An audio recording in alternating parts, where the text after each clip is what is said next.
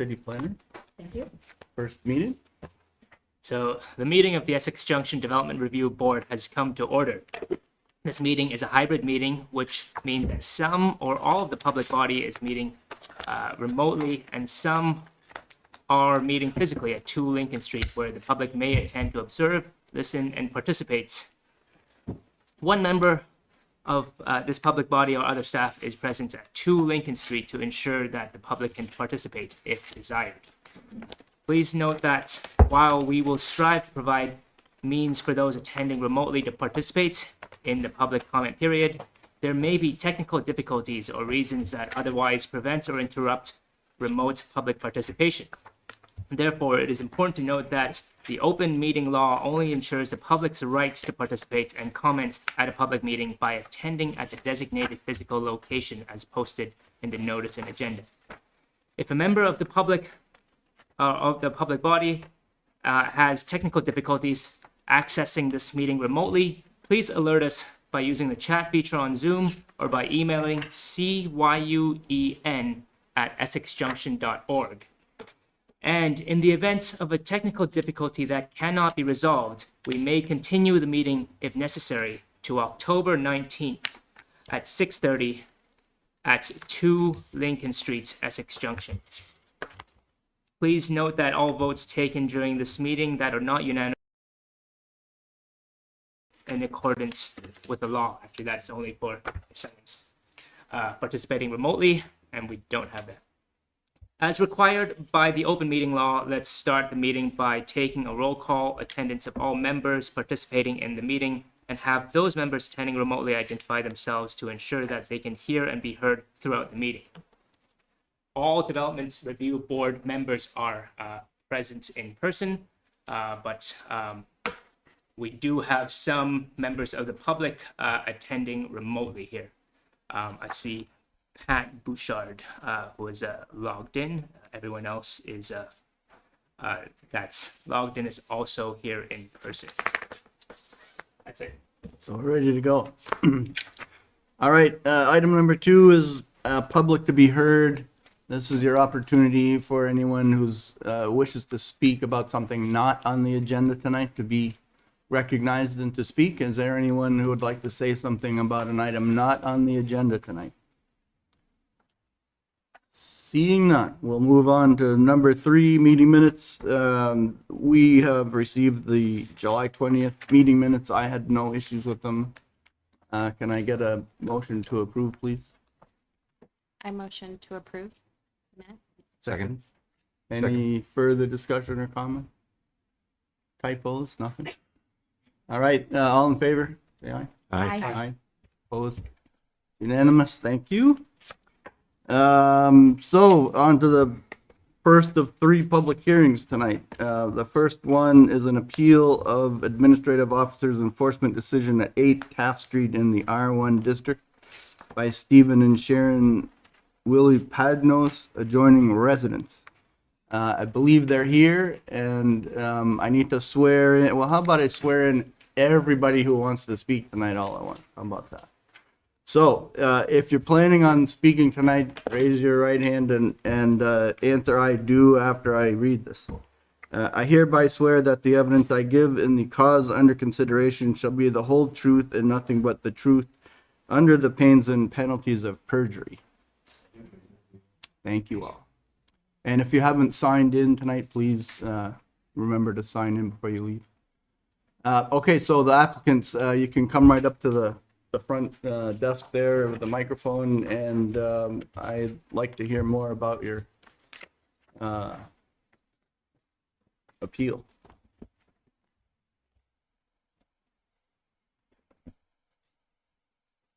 That was perfect. It gave me just enough time to join Zoom for screen sharing.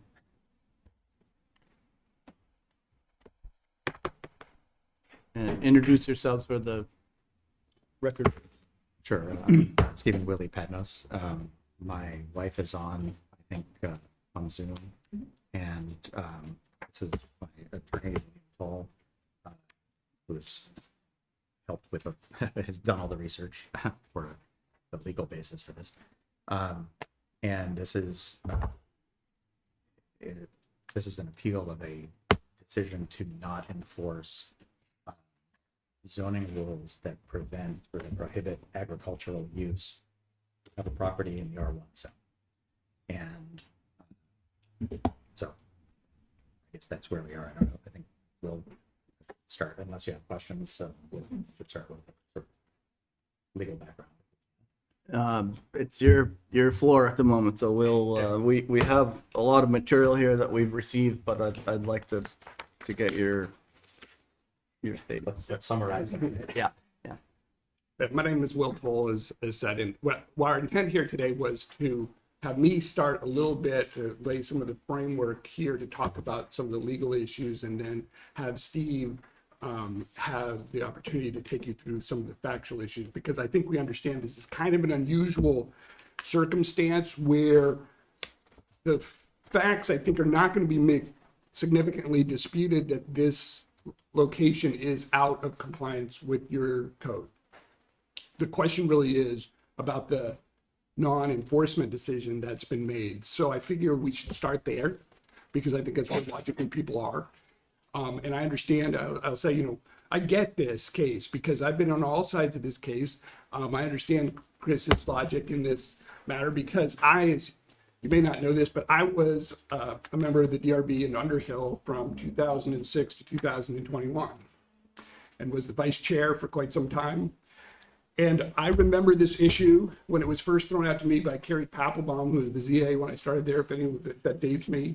But we had an issue involving a farm, and she was like, whoa, no farm, no can do. And I was like, oh, really? Okay. And sort of like everyone else on the board, we're like, okay, why is that? Well, it's sort of because, and it was pushed down the road a little bit. And then we had another opportunity or so that comes along, and every time it came down, there was no doubt that eventually, people pointed to this provision in the statute about it. But as we talked about it, and as I've worked with this over the years, as I've worked with this, there is not substantial substance behind this belief that the zoning code does not apply to farms. And I want to go through why that is. When we look at 4413 D1, I want to talk about this, and I will just bring it up briefly here in a second. But I think it's important that we talk about what this section does generally and how it works. Because we understand, consciously or subconsciously, that municipalities have a grant of authority from Montpelier to do what they do. We're told by Montpelier that you have some of our power, the state's power, to regulate certain areas. And they tell the municipalities to stay out of certain areas. And 4413 is one of those provisions. And some of that's pretty straightforward. I mean, like, for example, in the materials, some of them say churches, can't regulate churches. Okay, that makes sense. State can't even do that. But specifically, they say some very things like hunting, you can't regulate hunting. Okay, makes sense, right? And then we get sort of deeper into the weeds where the state begins to carve out a whole lot of areas in an area that's very important and partial to the state. And this is the area where the state has gotten there first, where the state has gotten involved in these areas, and they don't want double regulation. They don't want over-involvement by the municipalities in this. So this kind of makes sense, right? If you've delegated certain authority to municipalities, but you're the state of Vermont, and you've taken the time to come up with like energy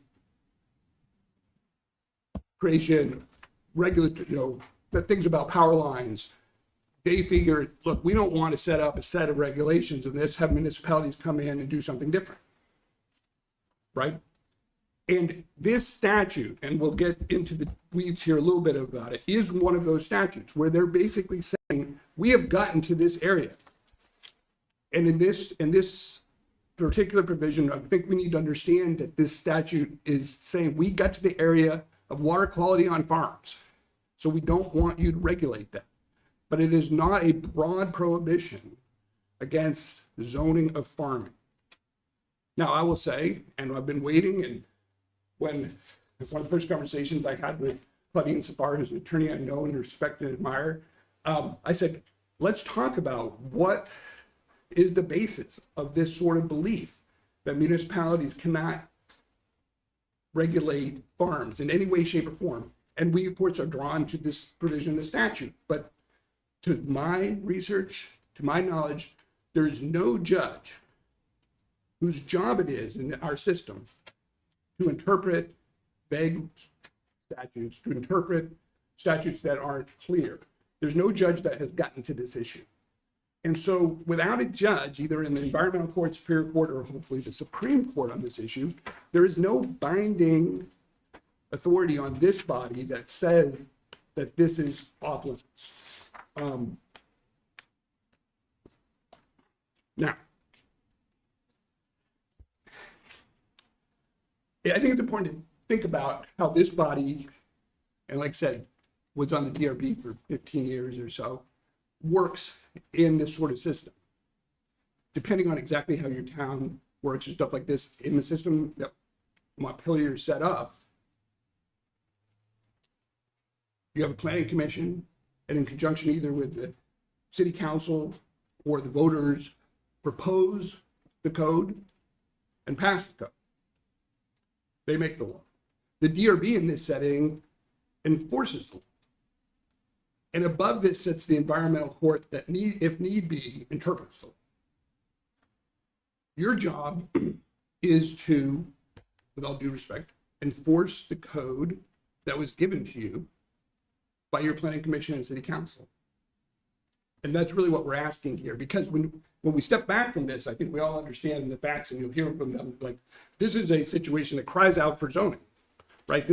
We have a residential, a very nice residential neighborhood right near a school and stuff like this, and it has this location that has commercial poultry, it has commercial cannabis, it has a host of other things going on, none of which should be permitted in this R1 zone by your explicit rules.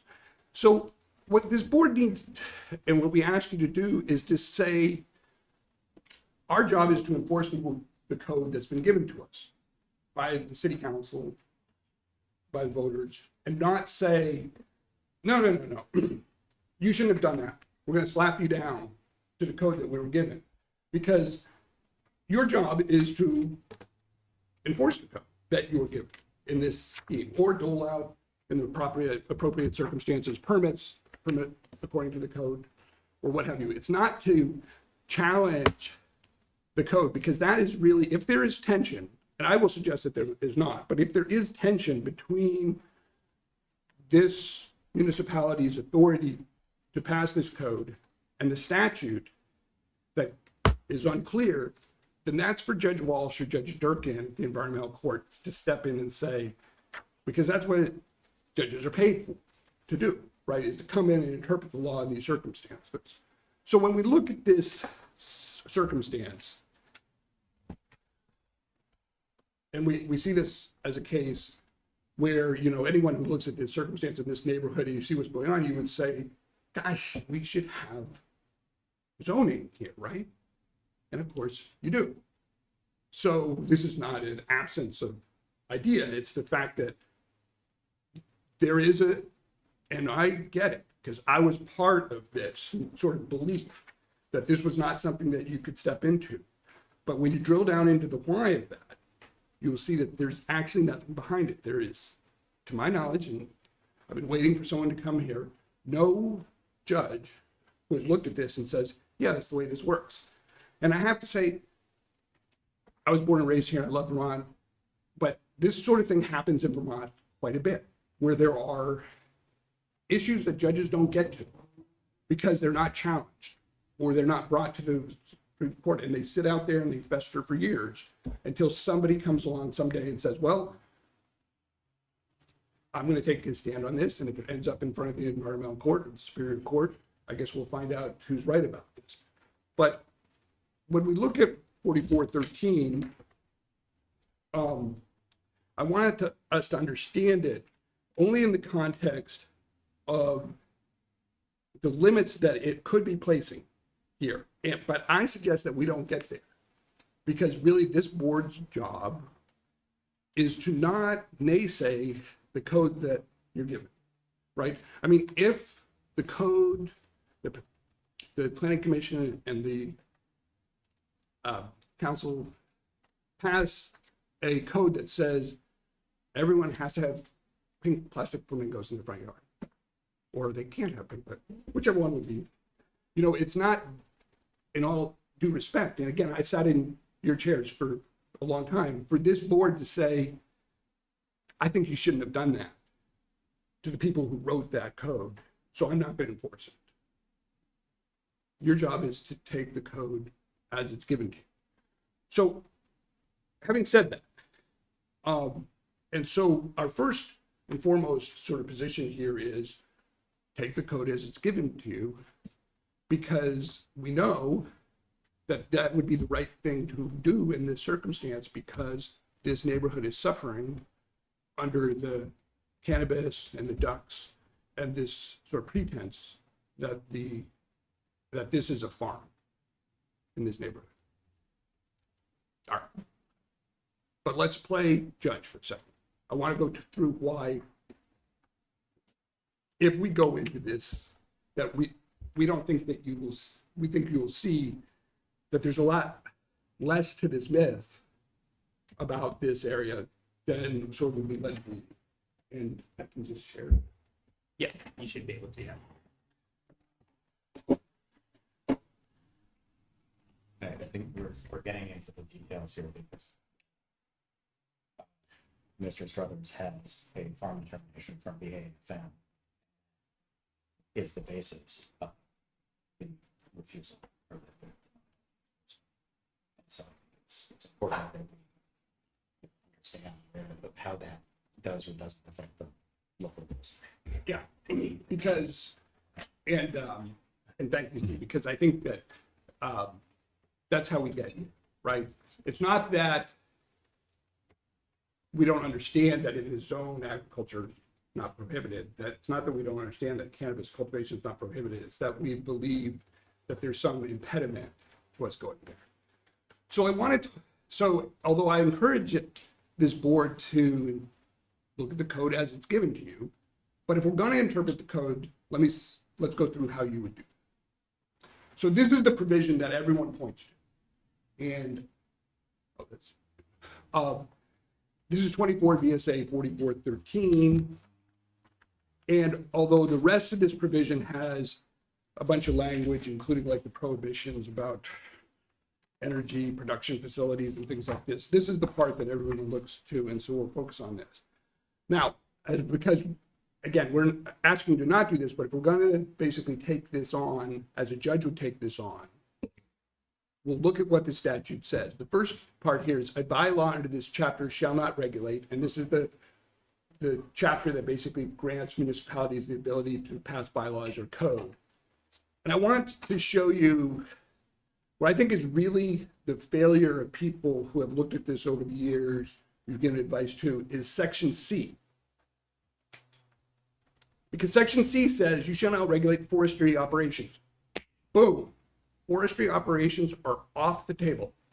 There's a rule of interpretation when it comes to statutes that says we assume the legislature knew what it was doing and did what they meant to do. And within this section, we see that the legislature meant to take forestry operations, which is the broadest possible term, and take it off the table. And so this is a conscious decision by the legislature. And it shows that they know how to write a statute to take the broadest possible approach. And what in contrast this to section A that says you shall not regulate required agricultural practices, including the construction of farm structures, as those practices are defined by the Secretary of Agriculture, Food and Markets, which is VAFM today. Those are pretty different, because if there was this global prohibition against farming operations or agriculture operations, they could have written, shall not regulate agricultural operations. But they didn't. They instead carved out and did something different, and we have to just, and what did they do that was different? They said, you shall not regulate required agricultural practices. Now, other places, required agriculture practices is capital R, capital A, capital P, because that is, as defined by VAFM, is the water quality regulations that Chris put in the materials, and I'm not going to go through all of them here today at all. But I suggest that you do when you have a chance, because you can see that they are concerned about water quality, and that's it. They don't regulate other parts of farming. They don't talk about how many, ducks can be in a coop or whatever. They don't talk about how to do your threshing of your wheat or whatever. They talk just about water quality, and this is all about a concern for water quality and, of course, farm structures. And so that essentially means when you look at the rules which Chris provided, is that if there's something in the rules that you're also getting into, then you should not do that. But as long as you stay out of water quality, then the rest of this regulation of agriculture is part of what you can do. And you stay out of farm structures, which is also defined by VAFM. So this is the operative structure, the statute that has formed the basis of this belief that municipalities cannot regulate farms. And what it says is you can't regulate water quality on farms. And this makes a ton of sense, right? They have passed 48 pages of rules about when you can apply manure, how you can apply it, dates and stuff like that. And they don't want, for example, as I suggested in the appeal, if the Vermont statutes, RAP rules say that you can't apply manure prior to April 1, they don't want Essex Junction to turn around and say, April 10th for us. You can do something different. Because that would add to chaos and burden the farmers. So when you look at what the basic statutory code says, it's limited to these required agricultural practices, which are, again, water quality issues. And it does not say what they did with forestry operations, which is just say to stay out of it completely.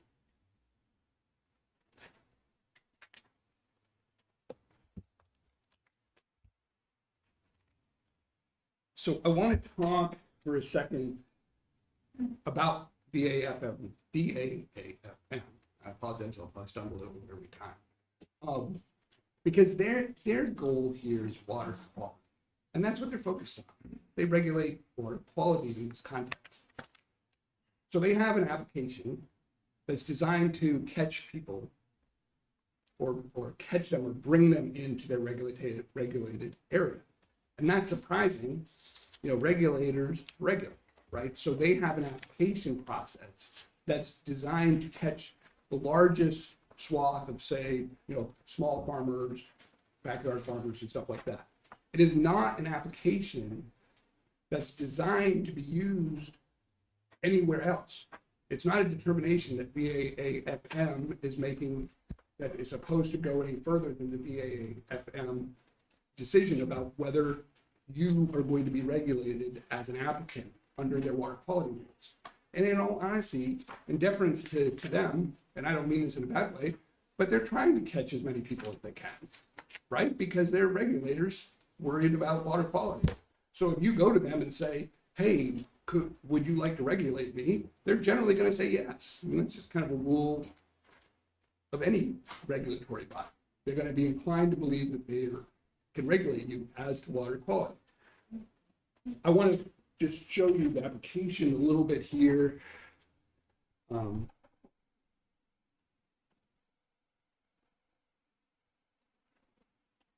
Both the general application and the one that was submitted in this case, to show you that it does not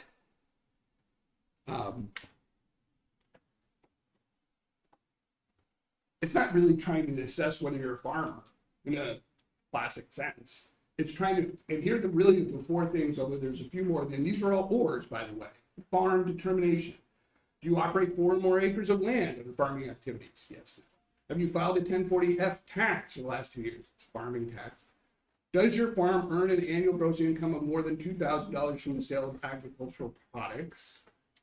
Or, and this is this instance, do you have a prospective business or farm management plan that describes how the farm will meet fresh food requirements?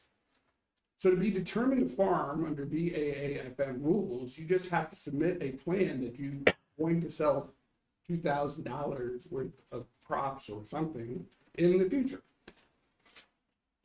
So this isn't a determination whether you're a farmer. This is, again, a determination whether you're going to create a certain amount of activity that could potentially concern them because you might impact water quality.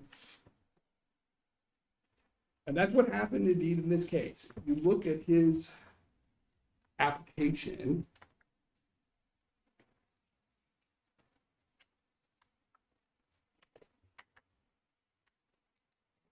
he merely has a plan to sell $2,000 worth of, sorry,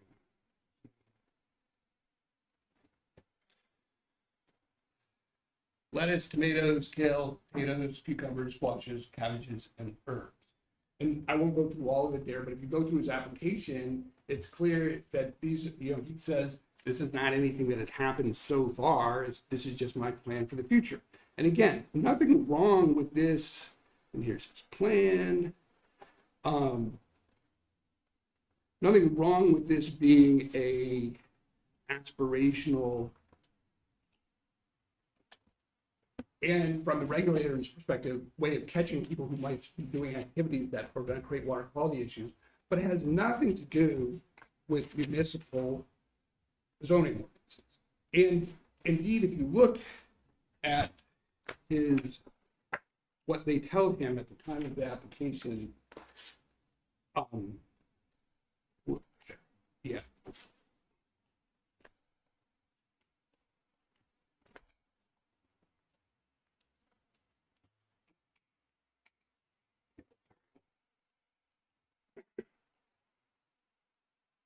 You're looking for the big one? Yeah. This is from the determination, which is at Padnos 2. This farm operation determination does not exempt the farm from compliance with any other provision of the RAPS or any other applicable laws or regulations. So there's nothing within the documents that you get from BAFM that indicates that this is some sort of blanket grant of immunity from municipal ordinances. They're only concerned that you follow the RAPS rules, which of course we're not disputing that they should try to enforce the water quality rules. But we are saying it's a mistake by this body to look at this determination and expand that into some sort of blanket immunity from municipal ordinance.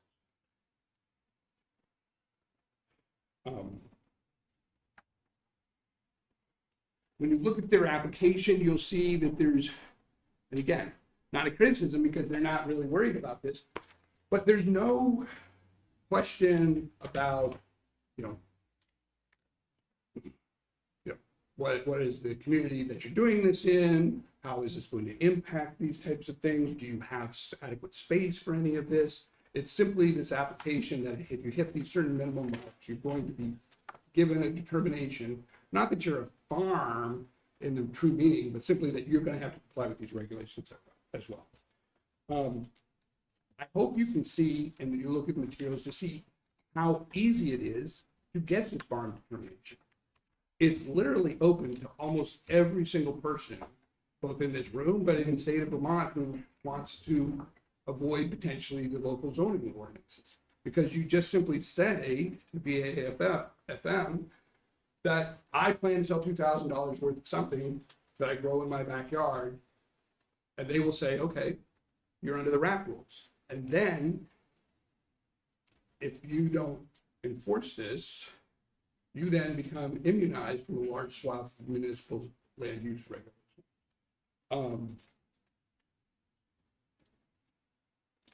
I want to make sure Steve has a chance to talk here. I would say that the even the changes to H270 to the cannabis stuff is very similar.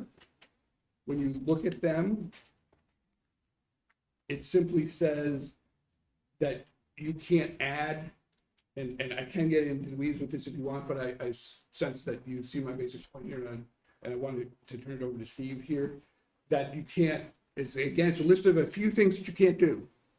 You can't regulate cannabis by declaring it a nuisance. So you can't add to your existing nuisance statute where you have, for example, public nudity and noise and things like that. You can't add cannabis growing to that. So you can't do that through the public nuisance. That doesn't mean you can't zone it otherwise. It just means you can't go after it as a public nuisance.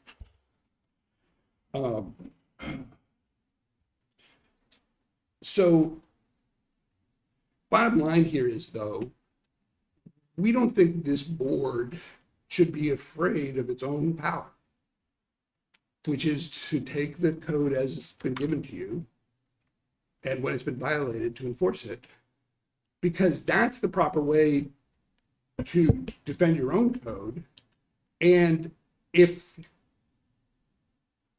Mr.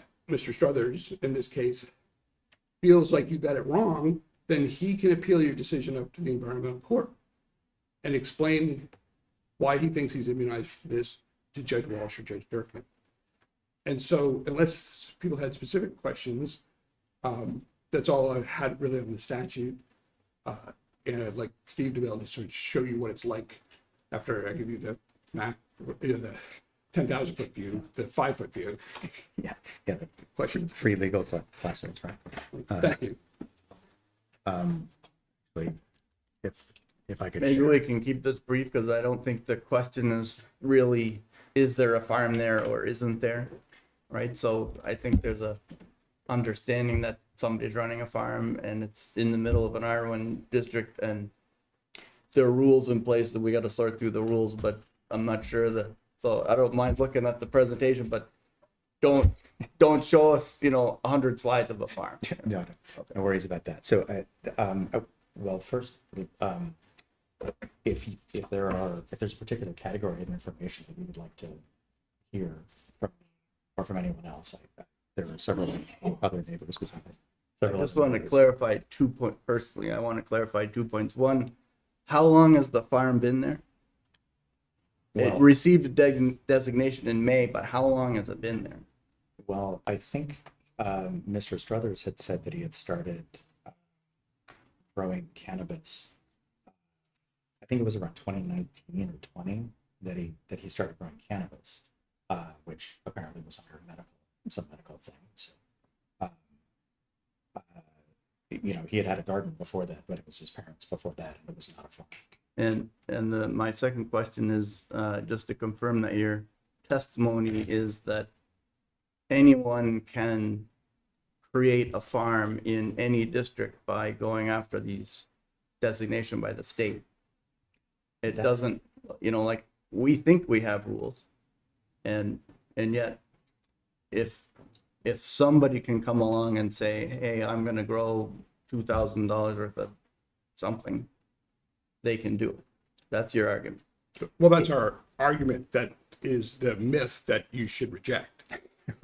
Yeah. Please, I Yeah, I mean, that seems to be the sort of prevailing wisdom, right? And I believe the reason for the non-enforcement decision was that it's a farm, so you can't enforce our ordinances. And so, I think there's kind of a brief history here that this is kind of like the nuclear option in what has been attempted before. In fact, I think you, Mr. Can you speak up a little bit? You're very hard. Sure, sorry. So I think Mr. Struthers had come to the Planning Commission last March requesting variance because he knew that he was operating against ordinances. It wasn't the correct venue. Later, my wife and I lodged a complaint with zoning. That was in August. And after that, it was brought up with the city council to get a variance on the duck ordinance. Again, not caring whether the rules are changed, but just saying, I don't want them to apply to me. And so this farm determination, first off, the application for the farm determination wasn't even submitted until January or February. So 5 or 6 months after we had made our complaint. And then it didn't come in for another several months. And then after that, the decision was made to not enforce. So, you know, that was definitely disappointing for us. It seems that if the rules had been enforced from the beginning, whether that had started with our complaint or whether that had started with his first mentioning that he, you know, to the city that he was breaking the rules, then this wouldn't even be a question.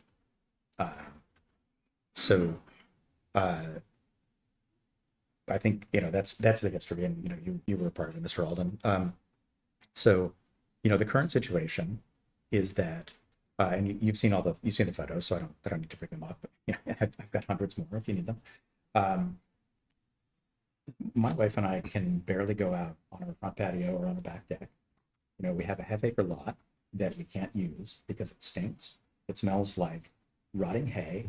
I'm sure exacerbated by the rainy year we've had. It smells like duck crap. It used to smell like dog crap. And you know, the duck coops are on our side of the property. So if there's any wind, then it comes right across our deck. So we try to sit out there with a cup of coffee or tea, and it stinks, and it's time to go inside. We have to close the windows and the doors. We can't enjoy the summer at all, because we never know when we go outside, it's probably going to stink. And if we're lucky enough and it doesn't stink, and the ducks happen to be quiet, every once in a while, you know, ducks are fairly amorous and they get pretty loud. And it's a very surprising thing. It's like someone, you know, it's the equivalent of like somebody slamming a dumpster right next to you when the ducks start quacking and you're actually out there. So, you know, essentially we might as well have an apartment, you know, rather than our nice R1, you know, house with a yard. It's a similar thing, you know, from talking with my neighbors, you know, it's similar for them. You can smell not just the sort of farm agriculture stuff, but also the cannabis is overpowering much of the time. You can smell it in the street. You can smell it 3 houses down, across the street. It's a nightmare, the neighborhood. And I think we would all like, and again, as I said, there are others from the neighborhood here who I would invite to speak if they can. You know, this problem, not only the actual situation there, you know, at my house, but also the sort of the feeling that we haven't gotten any support from the authorities. It seriously makes us question whether we want to live here, because when we moved in, you know, we bought the house 20 years ago, our first house, moved in next to Mr. Struthers' parents, who were very nice. We took down the fence that had been between our properties, and so it was like we had a big park out back. And then, you know, now we have a situation where we don't know, well, aside from personal problems with the neighbor, we don't know what the situation is going to be when we go outside.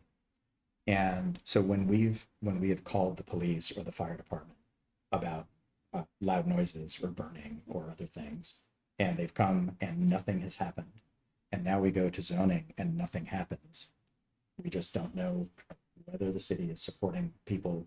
We believe we're good citizens, so we don't know if the city is really intending to support good citizens or people who just thumb their noses at the law and do whatever they want any way they can, which is my position on what's happening. Steve, just so you know, the photos that you're referring to may not have been seen by the DMV. So Oh, okay. if you wanted Yeah. to, Yeah, I was looking around like, did I miss the? Okay.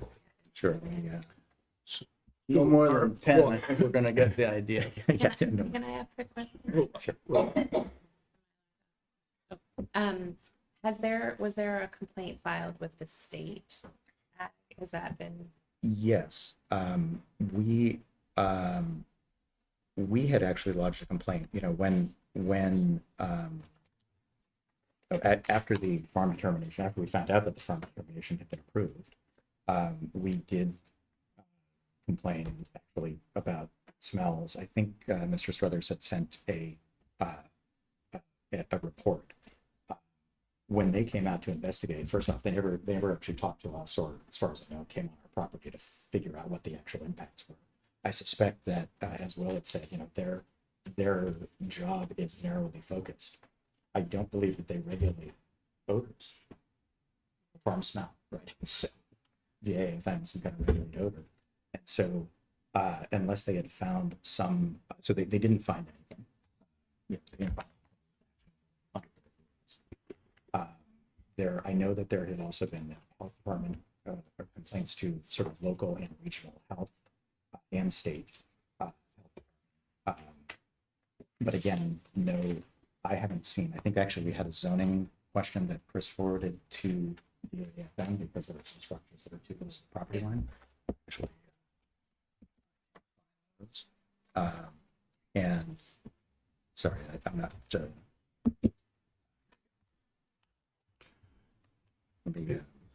And maybe while he's looking for that, so we had submitted exhibits which we thought were already part of the record. And if they aren't, I'd like to make them part of the record here. And I've got black and whites I could distribute hard copies of, or just the electronic submittals would be fine. If you have the paper copies, you're welcome to pass them. Okay, and then in the record, you can put the electronic copies.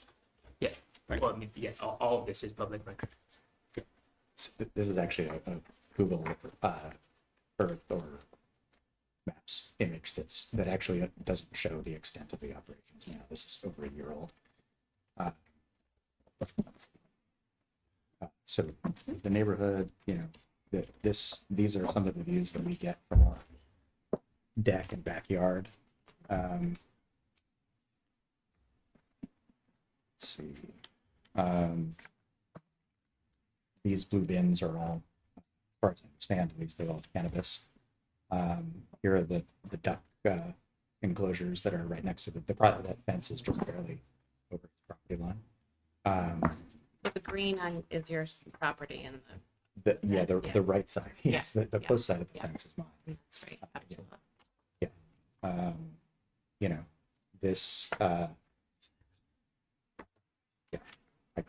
I can go through this, you know, pretty quickly, but, you know, it's clearly not the best. You know, and you can see that shed is very nearly at the back end of his property, and you can see that the blue bins go almost up to it. You know, I have one anecdote. Actually, Will mentioned the phrase blanket immunity. That's actually something that Mr. Struthers said when we had called the fire department because we were actually working on a shed out in the backyard and got the smell of smoke that smelled also like cannabis, you know, and saw that Mr. Struthers was burning in his backyard. We called the fire department. Somebody came over, but wasn't allowed on the property. But after some time, we had two members of the fire department there, and Mr. Struthers and myself. And you know, we were talking about enforcement, and one of the fire officials said, you know, well, in the future, just call and we'll come and see what we need to do. And Mr. Struthers' response was, well, you know, this is a farm. I've got blanket immunity. He literally used those words to a fire official about burning. So, you know, that Will may be creative, but that wasn't his. Yeah. So, is there anything else you'd like to see? I mean, I think maybe at the end of that.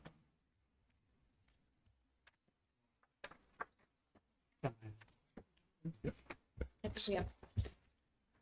So I have a question. I think this is probably for Mr. Tao.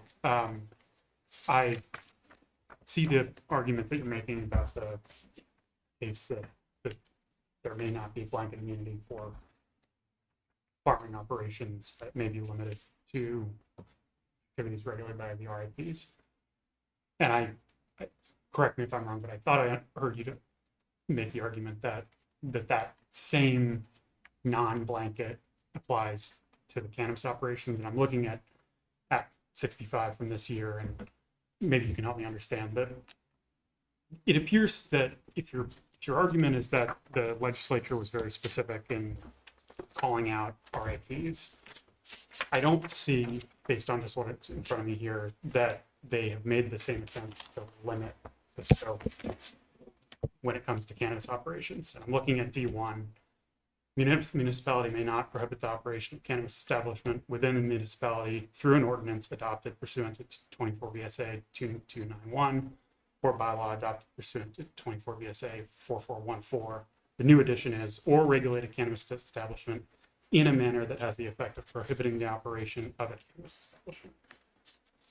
There's probably more to the statute. I'm just looking at sort of the excerpt from this year's legislation. That on its face just appears to be somewhat broader than clearly what you pointed out in 4413. So, 1A. yeah, and I'm glad you brought that up because it was part of what I skipped over at the end because I could tell that we've gone through a lot of the statute. And so I do think that we think generally many commentators have pointed out that H270, I'm not sure what it was exactly trying to fix, but it was just as confusing as what had existed before. But I think within that specific provision, I think we actually see the concept that zoning is still permitted, because what they did, if we could just look at this, because the old statute said prohibit the operation, a municipality shall not prohibit the operation of a cannabis establishment within the municipality through an ordinance adopted pursuant to 24 VSA 2291 or a bylaw adopted pursuant to 24 VSA 4414. So it used to say you cannot prohibit it, right? That means just like a blanket prohibition, right? And now it says also, so the fact that they added something to this suggests that they realized that there was other stuff out there, right?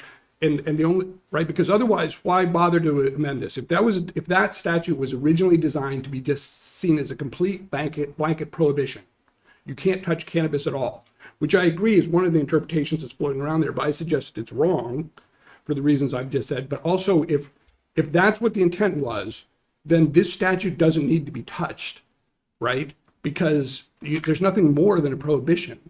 So what I think that meant was, if you just hear me out on this, is that that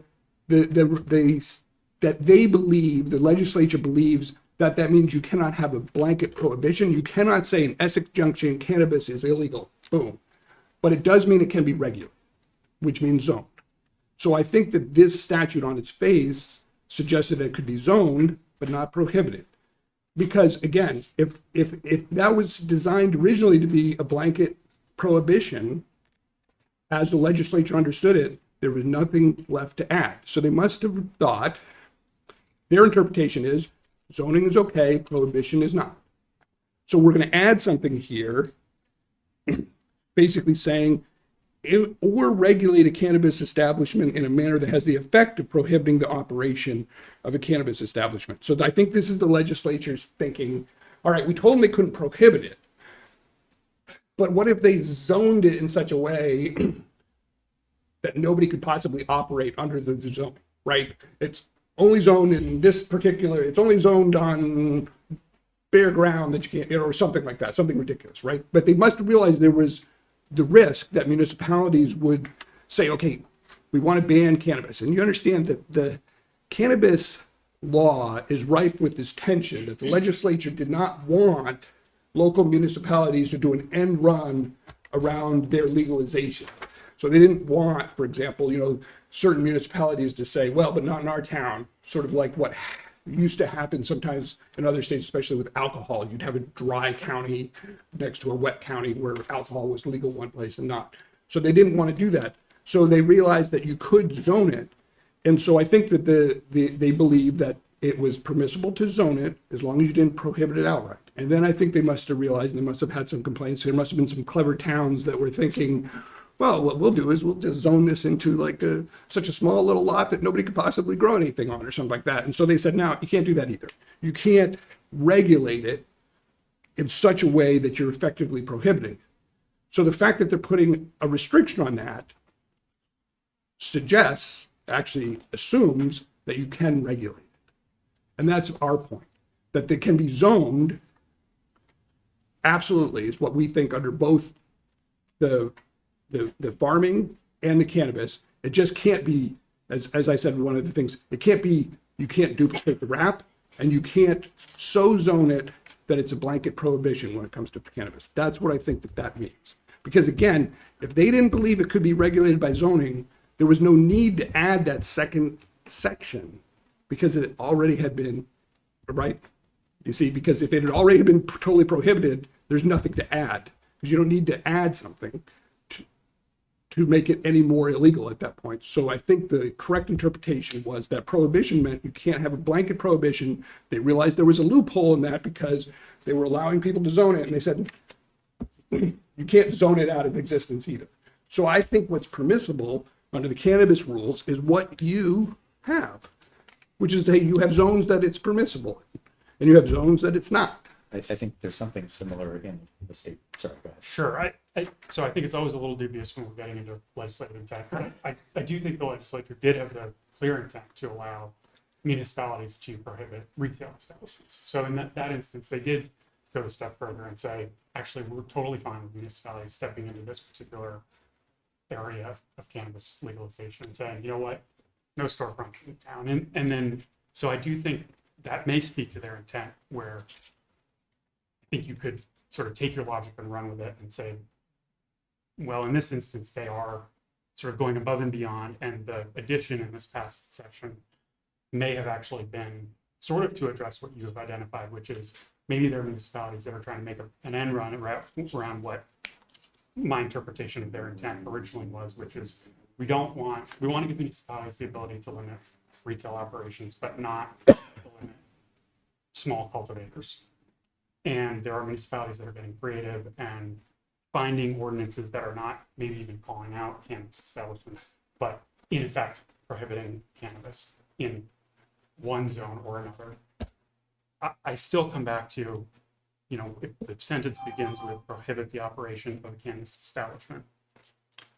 But, and you don't have to obviously agree, but you see my point, is that if the legislature thought that meant prohibition, then there would have been no ability to zone around it previously. So there was no need to go ahead and add that additional nuance, right? I think they're trying to, and I understand, and I agree with you. I mean, the legislative intent is, as you said, absolutely, it's always a dubious adventure. But in this case, I think we have to kind of go there because it's such a mess. Both of these statutes are a bit of a mess that you kind of have to look at the big picture about what must they have been doing, which is they must have thought the regulation of it is allowing certain municipalities to regulate it into prohibition. And when you look at, if you assume that, then of course, then this provision makes a ton of sense because that's what it says. So to say you can't so regulate it that it's basically prohibited, which means that you have to have regulations that permit it somewhere, which you do. All right. Anyone else on the board want to ask a question? And is there anyone else in the audience that has a comment? Either we'll start within the room first, and then we'll go to online. Nobody. Okay. Anyone online have a wish to speak on this matter before we get ready to close the public hearing? Hi, we're also next door neighbors on 18th Street on the other side. And while I cannot speak as eloquently as the lawyer did, I kind of speak from our heart. It's just the state of this property is really impacting everyone's quality of life on the street. There's about a dozen children under the age of 10 that live on the street that walk past every day going to the bus, home from the bus. It doesn't look good, it doesn't smell good, it's not appropriate for them to see. It's not appropriate for their neighbor to be growing marijuana. We have a neighbor at the end of the block who is an addict who has overdosed a few times, and he has people walking up and down the street that he's dealing with, and now they are seeing lots of marijuana plants in front of, in the backyard. So we're introducing the possibility for something spooky to happen. My daughters can't use the backyard because of the smell, because of they complain of the smell. I can't have Girl Scout meetings in my backyard because of the rules of Girl Scouts not allowing young children to be in certain vicinity of drugs. And I just find it extremely unfair that these rules support him, but the city of Essex Junction does not want to push through rules and laws that support people who send their children to school here. We've urged people now to vote down budgets in the city of Essex Junction because we don't think it's the kind of place where lawmakers are making laws that support family living. So we ask neighbors in Essex Junction to vote down school budgets, to vote down park budgets, because there's no point in trying to raise a family here when house values will be dragged down because of his state and because of what other zoning rules will be allowed or broken. Thank you. That was my life. My name is Fred Water. I live the residents too. And I guess I want to focus really on the zoning issue of it, despite obviously the passionate part of being a parent, not able to use my backyard, my children. While that's disappointing, I think the zoning we have to focus on. If 8 Taft Street is allowed an exemption from residence to farm, then it's opening the door for other residents to want to change from residence to commercial or residence to industry. And it's clearly a residential area. It has been since its inception 40 years ago. You walk down the block, it's a residential suburban neighborhood. So that's my concern with allowing the zoning to change from residence to anything else. It's just going to lower the real estate value of everyone's property in a residential neighborhood.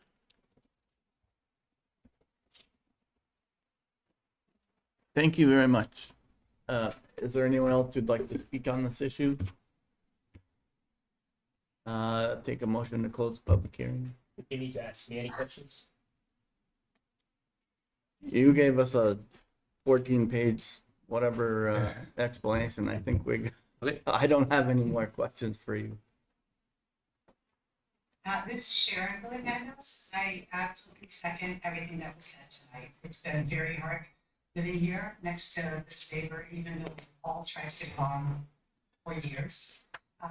And I have a lot of people in the neighborhood, either who live here, who notice, can't help but notice the smells. And I talk to people who are just walking through our street to go to the neighborhoods near us. And people are always like, what is that stench? Or, oh my God, is that ducks? Because they can hear that, even if you can't see it from that side of the road. I also think that there was another person here who is trying to connect, neighbor who may want to say something. Can we close this, please? Okay. Thank you. Can we get the other person online? Jason Hemingway here. How you doing? Good. How are you? So, good. So I'm not on Taft Street. I'm actually on the backside of 8 Taft, unfortunately, 43 Drury Drive.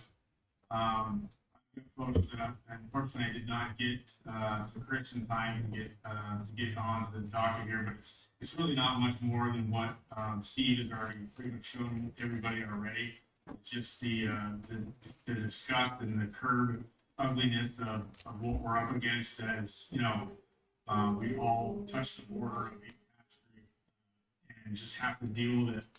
I'm at the top of the cul-de-sac, and it's when the cannabis board showed up to do a surprise visit on Jason Schroeder's property. Maybe even put up a black silt fence, if you will, or black fencing fabric against the fence line, because they said that from the street, you're not allowed to see his plants that are growing, or any growing operation, which is now great because now we've got, this ugly fence that you have to look at every day. And on top of that is, pathetic signage of, forcibly used if you, come across his property, and all sorts of just, nastiness. And, when it comes back down to zoning, I mean, it's really a problem when you're talking about, people trying to sell their homes. My next door neighbor, the Jules, are in the process of selling their home, and their value is gonna go down, I guarantee. Nobody's gonna buy a property. Their house should be selling for probably 800,000. Maybe they will or won't get it, but I can guarantee you that people who move in are looking over at that property and saying, what am I getting into? So that's a problem. Rebecca talked about weirdos walking around, and I got it on camera the other night. Perfect example. I got cameras all around every inch of my property because of Mr. Struthers. And we had some guy just show up in the middle of the night, walking around his fence line, eyeballing his plants. And when I went up to approach the gentleman, he was spooked and he was scared and he was mumbling and I couldn't understand him, but he was under some sort of influence of whatever. But I can tell you this, that his property is now being probably targeted from, sort, and that's another concern of mine. When you go back to the whole fire deal, like Steven talked about, I mean, I was also one of the ones that called the assistant chief. I spoke with the assistant chief about his burning. Nothing gets done. And it's because he doesn't want to allow them on their property. So I feel like we're at a dead end street, but at the end of the day, we all circling around this farm. I'm putting air quotes on farm. All paying our taxes duly, but he gets to get reduced taxes because he wants to be labeled as an ag. And it's just wrong in so many different ways. That's my piece. Thank you.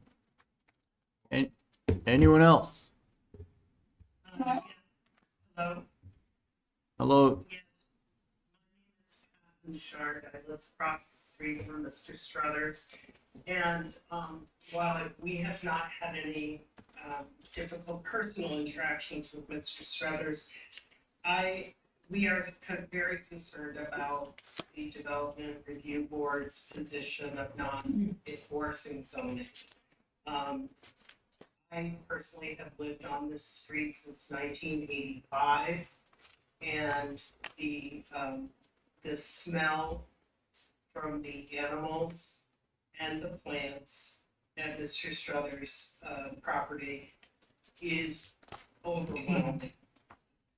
And I'm asking you to please enforce the zoning regulations that this is a R1 district, not an agricultural farm district. I have no problem with someone growing personal marijuana, it's legal. But we're talking about a commercial farm, and that is not appropriate in a suburban neighborhood.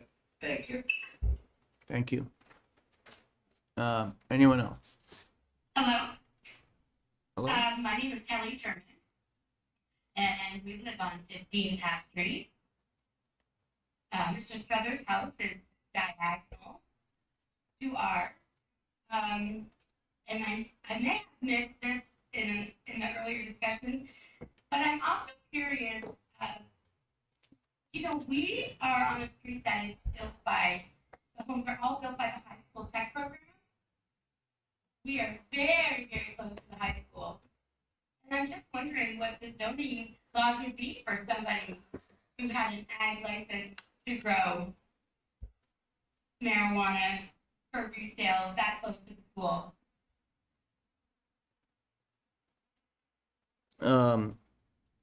I'm not sure we have an answer for you, and there are regulations on, protection zones around schools. Yeah. Okay, well, it'd be great to know, because I would think, I mean, we're not at the end, we're on a dead end right now. The school is actually going to connect the roads, I believe, to Jury at some point. But at the end of the road, which is just 2 houses down, it connects to the apple fields that the school grows for their agriculture department. So I'm feeling like that could be, a real big X for, one, allowing it to continue. That's my first thought. My second thought is the smell is horrific living here. The sight is horrific. Dead ducks in a blue bin. You could see from the road constantly. I often wonder if he's even,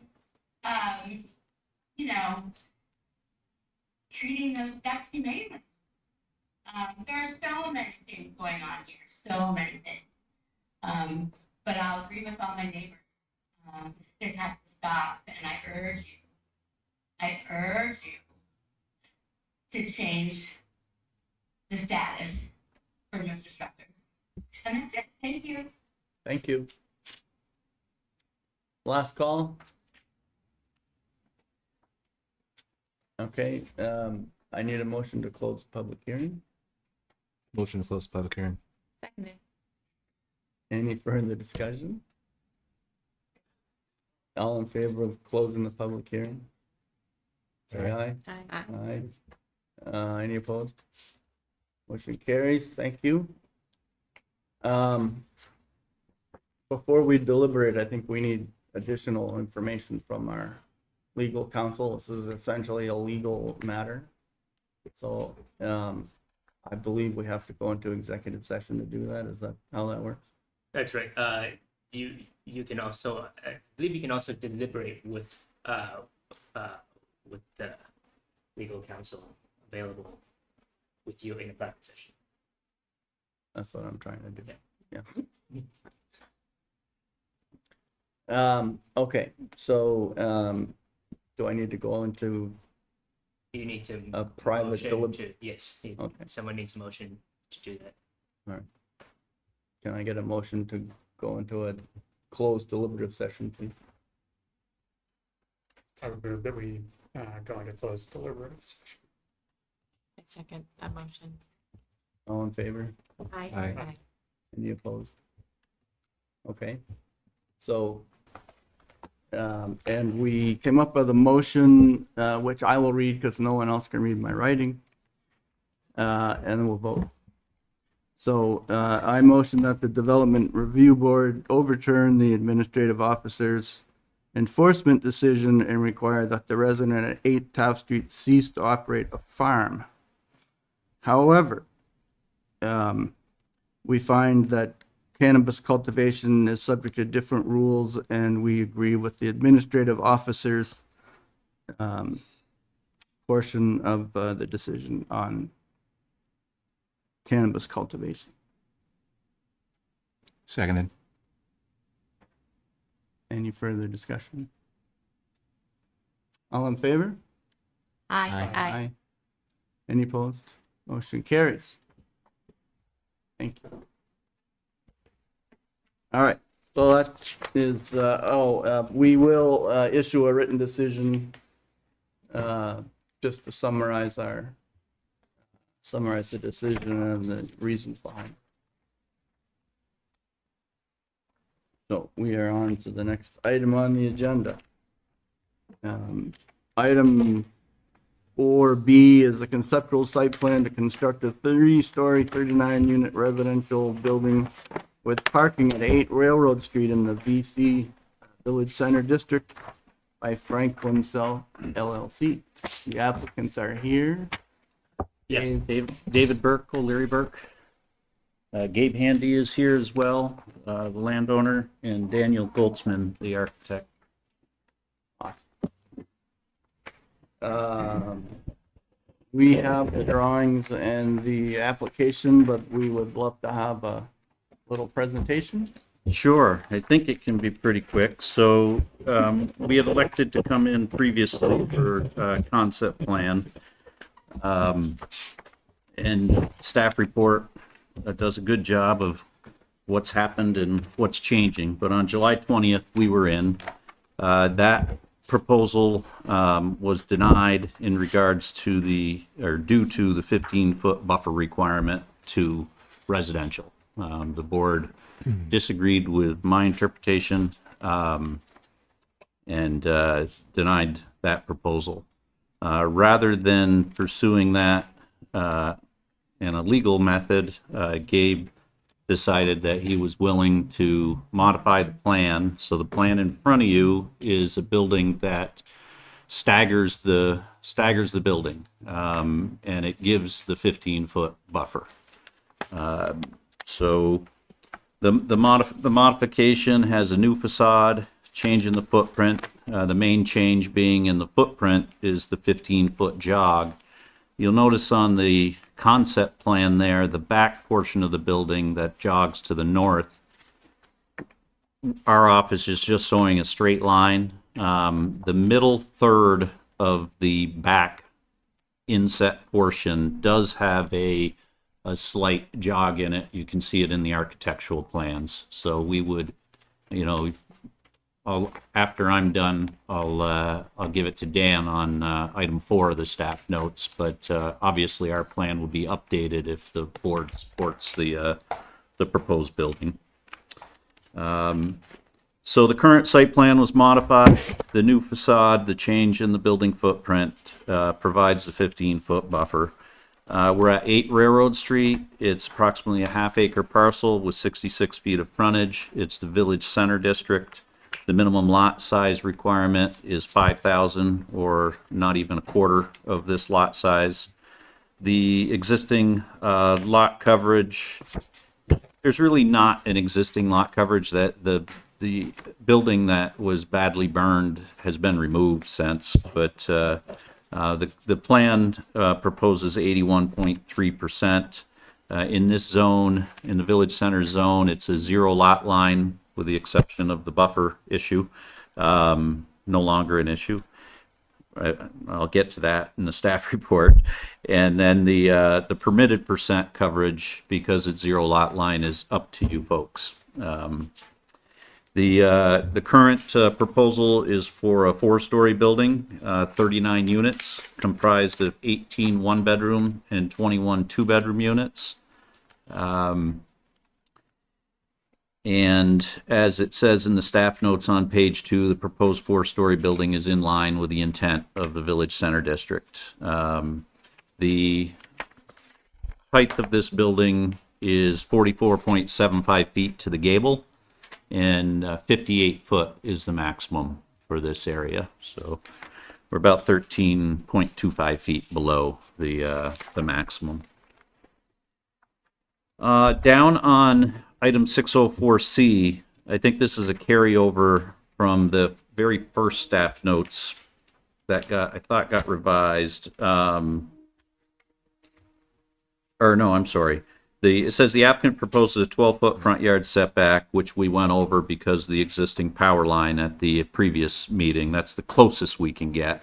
And it says no setbacks on the sides. That's not true. We got a lot of setback to the north. We've got minimal setback on the first half of the building now, and we have setback 15 feet or greater. You can see the building's not quite parallel to the property, so it's the southeast corner of the building, the back corner, that's more or less at the 15 feet, and then it gets a little bit more than 15 feet as you travel towards Railroad Street. I'm gonna turn it over to Dan on item 4, but I'll go through these other things pretty quickly, I think.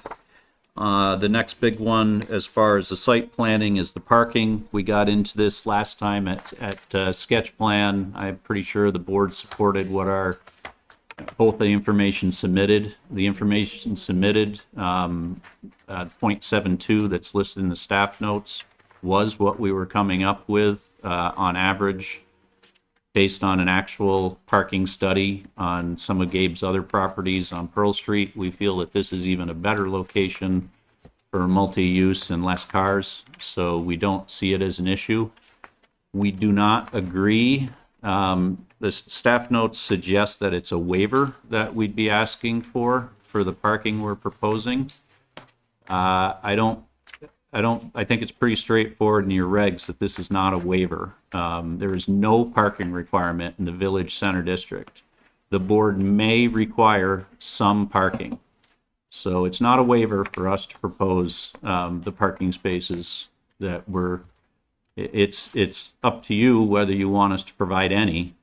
And then I suppose if you felt that this wasn't enough, that it could be an issue. But again, the requirement is 0.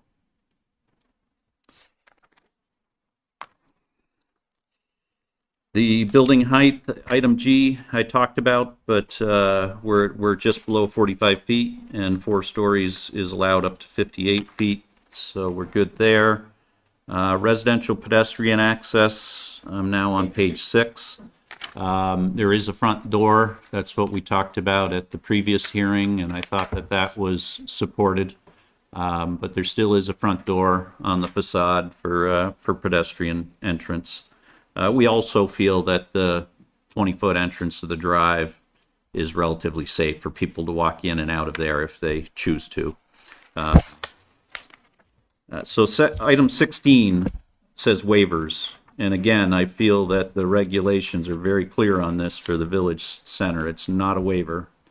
It's a, we are providing more than 0, much more than 0. And if we're not providing enough, I suppose you could comment on that, but it would not be as a waiver. We certainly take exception to a minimum of 38 bicycles, but the regulations, your regulation does say that now, and I don't see that there's a waiver, but that takes up a lot of space, and Gabe's just not seeing that anywhere near that demand in his other buildings. So it seems a bit extreme.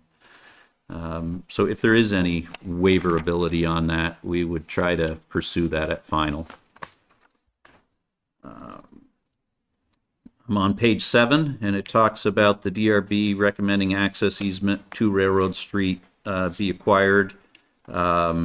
It's more, I believe it already has been acquired or more or less acquired. We're showing it on the plan. It's the intent that there's the easement there so a garbage truck can go down that lane between us and the building at on the corner, the brick building on the corner.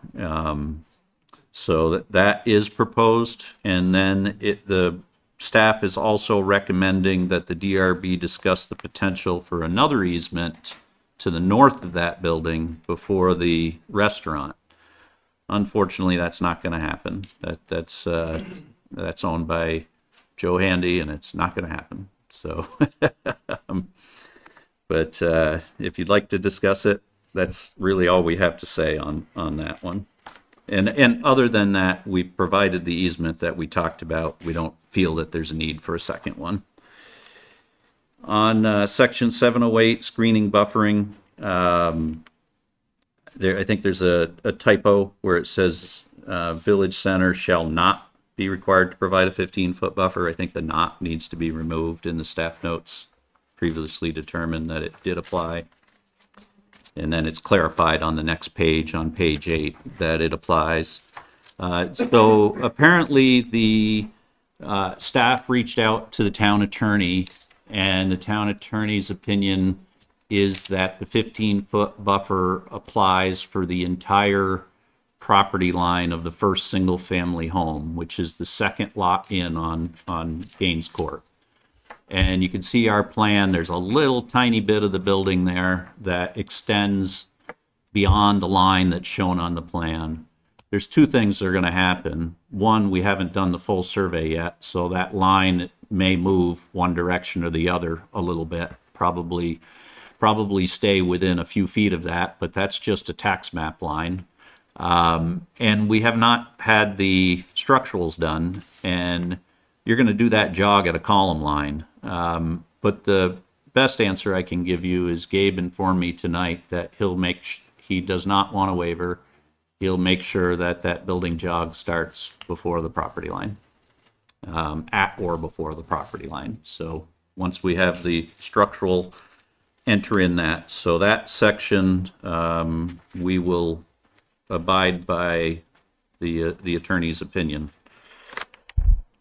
And then the only other thing I had was on section 719 landscaping. We understand that a full landscape plan is required for final. And if you have questions for me, I'll continue to sit here. If not, I'll have Dan talk about item 4, which is the building. I'm just, maybe you can, just that part about the easement, that was staff thought we might need, you're saying we aren't gonna get it, and you don't think we do need it. Can you just walk me through that piece again? Sure. So when you look there, you can see the Holton and Handy LLC building. That's the brick building that's at the corner. There's a 12-foot access power easement just to the south of that. That's what we're securing. Comes right into the parking area and is able to, pick up the dumpster and get back out. One of the questions staff had is, 12 foot's not a lot, and will they be pulling out? Will they be backing out? That's up to the dump truck. So I think staff's suggestion was if there was 2 easements, then there's no question that they have better circulation. And I can't argue that they wouldn't have better circulation, but I don't know that there's anything in your regulations that suggests 2 easements are necessary. Yeah. And staff's not suggesting it either. They're just saying this is something that should be discussed. And there's a full review coming from the fire chief and everybody else in the next phase, right? They haven't looked at this yet. The fire chief has looked at this Yeah. and does not have any specific comments, but there will be at the final site plan stage, the city engineer will have comments as well. But the city engineer has also done a cursory look at this, and that was actually a comment that he had suggested.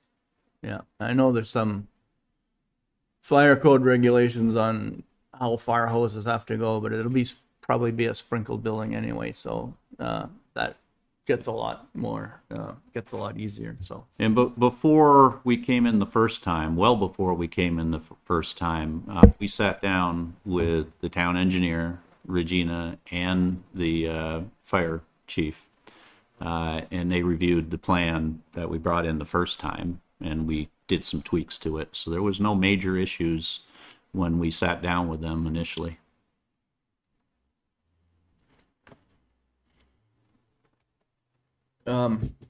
Deliveries, is that let's say Amazon's coming, they probably stay out on Railroad Street and don't try to come in. They probably be out there and just jump out and deliver. And I think they do that whether you provide something for them or not.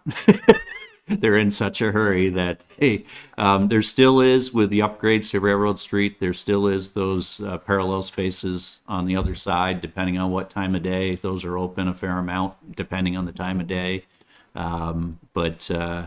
Yeah, my expectation is regardless of what we have, that they're going to... Depends what size truck they have. They're going to hop out. We have regulations for deliveries, but usually you can schedule, aside from the package trucks, you don't know what they're showing up with. You can usually work around that stuff. Yeah, it's not a building that has a cafeteria or something like that where you're going to have a lot of deliveries for that type of use. Okay. Anyone else for site plan?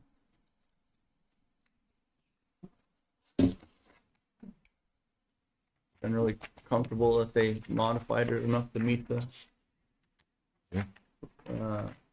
issues we had last time. Yeah, I think we were pretty close last time. The buffer was the big item, and the denial was strictly on the buffer. So that not the site design really hasn't changed. Same concept as far as the access and the easement and the parking area mostly being underneath, but so the concept really hasn't changed other than the jog in the building. So I will mention something about that. So the one thing that has changed because of the jog in the building, I think you can predict that garbage trucks coming in will have more trouble turning around if they were to go out head first this way. So in reality, with a layout like this, I would guess that the garbage trucks will have to back up all the way, including onto railroad streets, which may be. I think they'll a busier street. back in. I mean, I watch these guys in downtown Burlington back down these crazy alleys. Oh, you But think they'll back all the way into the dumpster? they'll pick it up. back Well, it in? depends what kind of dumpster. Yeah, a lot of them are front loading now. Right. Oh, are they? Yeah. We could potentially, and this I didn't think of this until Chris mentioned it on parking, but the 2 parking spaces that are outside to the east, we could extend that so that the 18-foot for the parking is in Give further a little- to give more of a turnaround area there, because it won't be unless they're very good, it won't be one movement. Yeah. But they would be able to turn around. Yeah, that So, might- so that we, might we be could good. look at something like that just to give more maneuverability back there. Yeah. I just have a comment about the staff notes around electric vehicle charging. I don't know if the applicant has any plans to include those. I think I would personally be more compelled to provide waiver on the bike requirements if there were some. Okay. For charging. Yeah, and I'm not sure because it's concept plan, we really haven't dug into, I'm not sure if this use triggers think Act we have. 250 under the current. Oh. And if it does, it's required. Yep. So we'll get into that, and if we're proposing them, maybe we'll have further discussion on the bikes. All right. Anybody else site plan? Thank you very much. All right, I'll turn it to Dan. Thank you. Dan, you're up.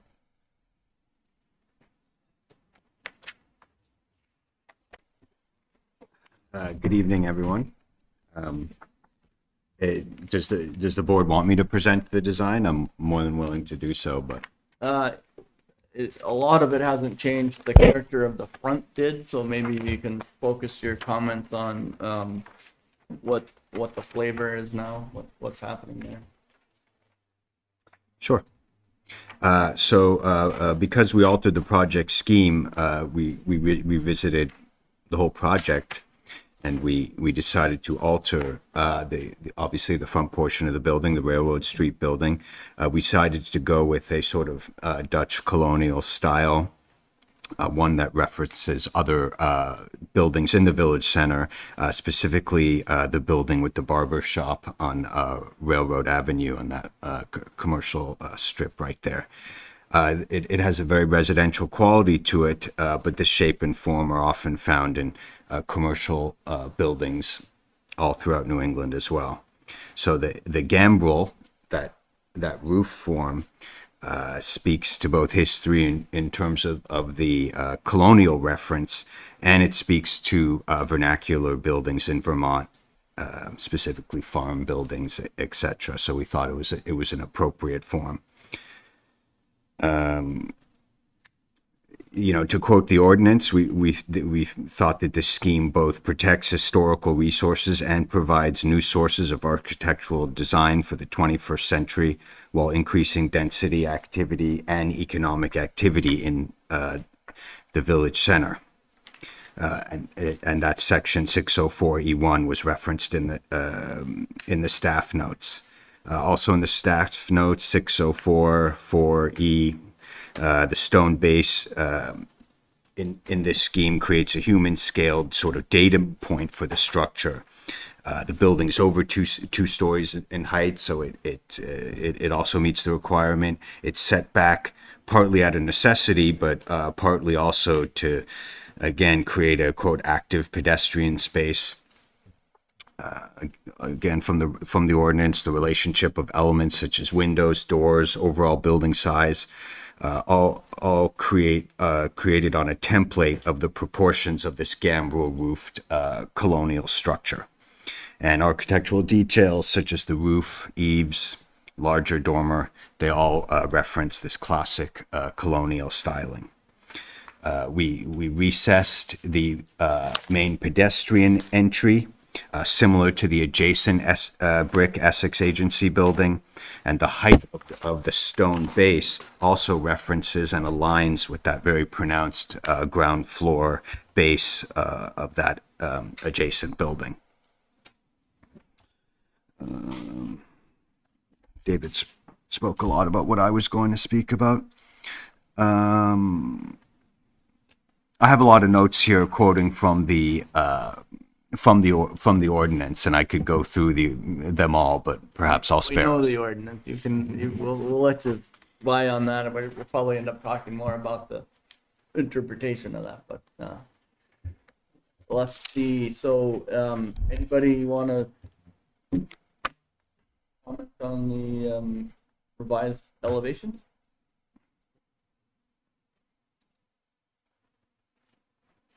So it was a 2-story before, and now it's the 3.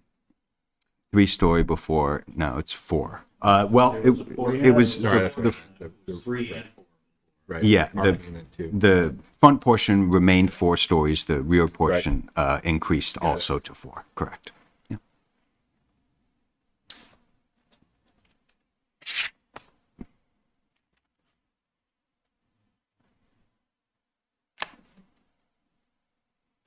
And then I'll just dive in then. So the rear portion is rendered all in a single color back there now. Is that I don't know. There may be some advantage to. I like the setback and the jogging and so forth. That's helping break up that facade. But you may find that a little bit of color. I know it's sort of fashionable now. But I'm not really saying you have to do it. It's just saying you might find some mileage and a little bit of variation there. Of course. For me, the gambrel approach is interesting. I kind of preferred the other one more, but I understand what you did, and the arguments are reasonable. It's a little skinny from the end for me, just in terms of proportions of that front piece. You're going to be kind of walking down the street or driving down the street, and you'll get the front will look a little thin. And then I think with just a little bit of maybe paying attention to color and the fine points of the gambrel style, you'll be fine, kind of detailing that thing out. I'm still, I know it's an illusion, but the drive-in bay looks shorter than the other two. And I'm guessing in if you drew a line across the top of the arch, they'd all line up. Correct. But because it's wider and it means the arch is flatter and it looks smaller, which is mentally disturbing to me because I think I'm driving through there. And I might want it to be higher, and it's probably okay if it is. We want you to go slow. But I might have We want you to be bicycles on my roof or something. So anyway, problem. I think the illusion, you got a little balancing act to do here between what does it look like and what is, like architectural kind of convention, which is they all line up, but I don't know if you really want them to all line up. I think the drive-through bay wants to be a little taller for obvious reasons. But other than that, the base treatment is strong like it was before, and then, now we're just really trying to get the presentation of that front section, which is pretty cool. I mean, normally that would have been built, like first, and then somebody might have added on, and then somebody added on, and somebody added on. So by the time you get all done, it looks, like what you've got in total now. But I kind of miss the brick version, but it's not exactly our position to tell you have to do one or the other. It's still handled pretty well. So I do like this one better. you like this one better. There you go. The New Englander, right? All right, anyone else? So you're all basically saying you're fine with it, at concept level. They'll come back, there'll be tweaks anyway, just cause, but. I would echo your comment about the narrowness of the front. It does look a little oddly narrow for how tall it is. Nantucket would do that just because they didn't have, something. I fully recognize that comment. I will say that this TV is not correct proportion of the drawing. This one is a bit closer. So we gotta That's come over not- there, okay. That's not the It correct stretched proportion. it, all right. The screen is stretching, It did look a little but your better. point is well taken. This room is probably in the range, probably a little over 24 feet, and that front is 24 feet, so it's not super narrow length. Any other comments on, I mean, the at conceptual level, I know you're gonna have a lot more drawings coming, but I think, the other consideration I had was when you look at the building that's on the right-hand side of that, on the other side of Gaines Court, it's really short compared to this. In this district, I don't think we regulate that. There, as a commercial property in an area that's trying to get denser, we have to balance. Normally, we would say, well, you really shouldn't be more than so many percentage or story higher or lower than the adjacent one, but I'm pretty sure that there's an exception for that in the village center. So, and in a predominantly commercial area. So, just my real beef is with the building next door, not with the proposed building. It's not even an exception, John, though, because the regs are clear that it's to the residential, that it applies to the residential. It doesn't, it's silent on being up against that use. I would expect that use isn't gonna stay that forever. One would hope not. It's also a shorter front piece in the back. There's a few more stories. It's a weird. It's a funky situation. Somebody broke the rules when they added the front piece on, because. Yes. All right, so I don't have any other comment at the moment on the revised presentation. I think, it managed to question. dance down the line pretty well. Based on the bike storage, we can't do a waiver for that, right? Or I'm not aware of there being a waiver, but I will say as having worked in the process of putting that regulation in to the LDC, one bike per unit is not is nothing particularly interesting compared to other municipalities that have made recent changes to their bike storage, their long-term bike storage situation. You will see in a lot of developments where there is no safe, high quality long-term bicycle storage. When you just put a basic rack there, people are going to be afraid to put their bikes in, and that's why you'll see 2 or 3 bikes out of a 50-unit building. The intent of the rules in the LDC is that people will feel safe enough to be able to leave their asset Because there. it's indoors. It's indoors and behind the locked door.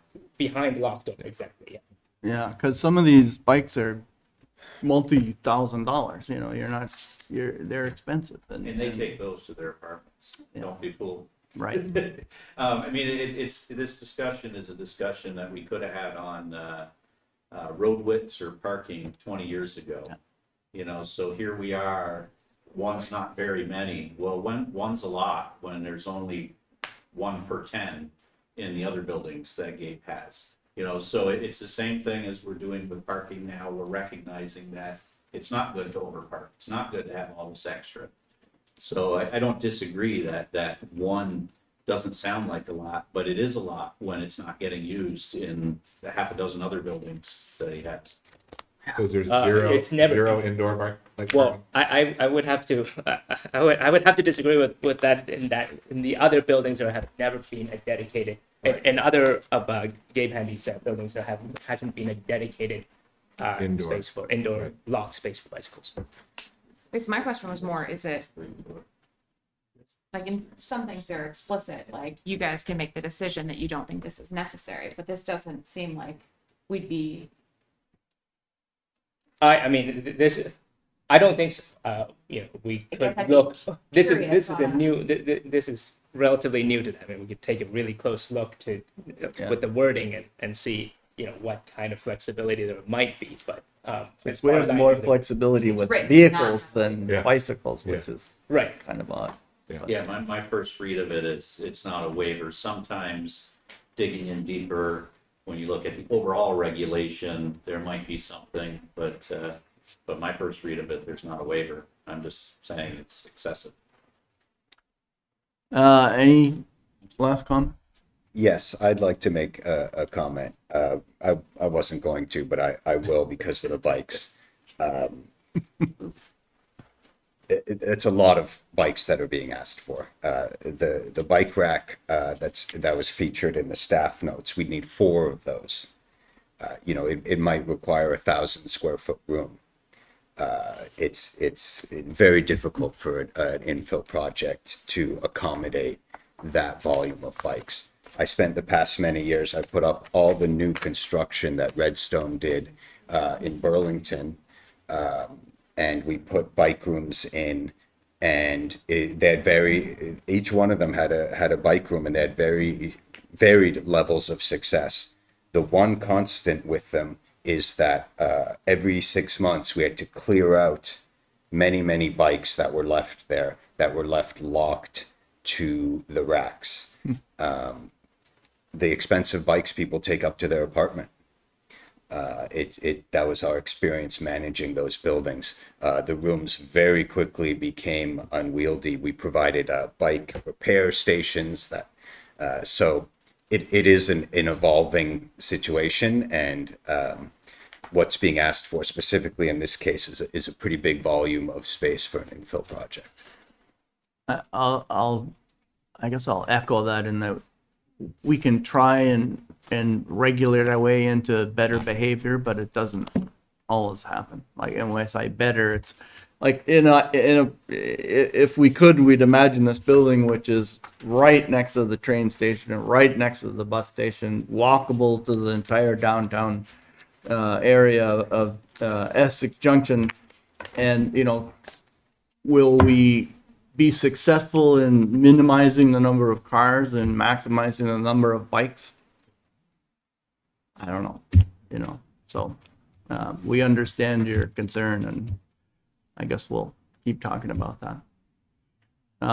Anything else? Anyone else in the audience? Anyone online have a comment? Is anyone left online, by the way, Chris? One person in the room? Yes, is that Mary Jo back there? Hello there. Okay, so, yeah, some nice improvements. I'm gonna stick by my initial comments about the height of the building coming into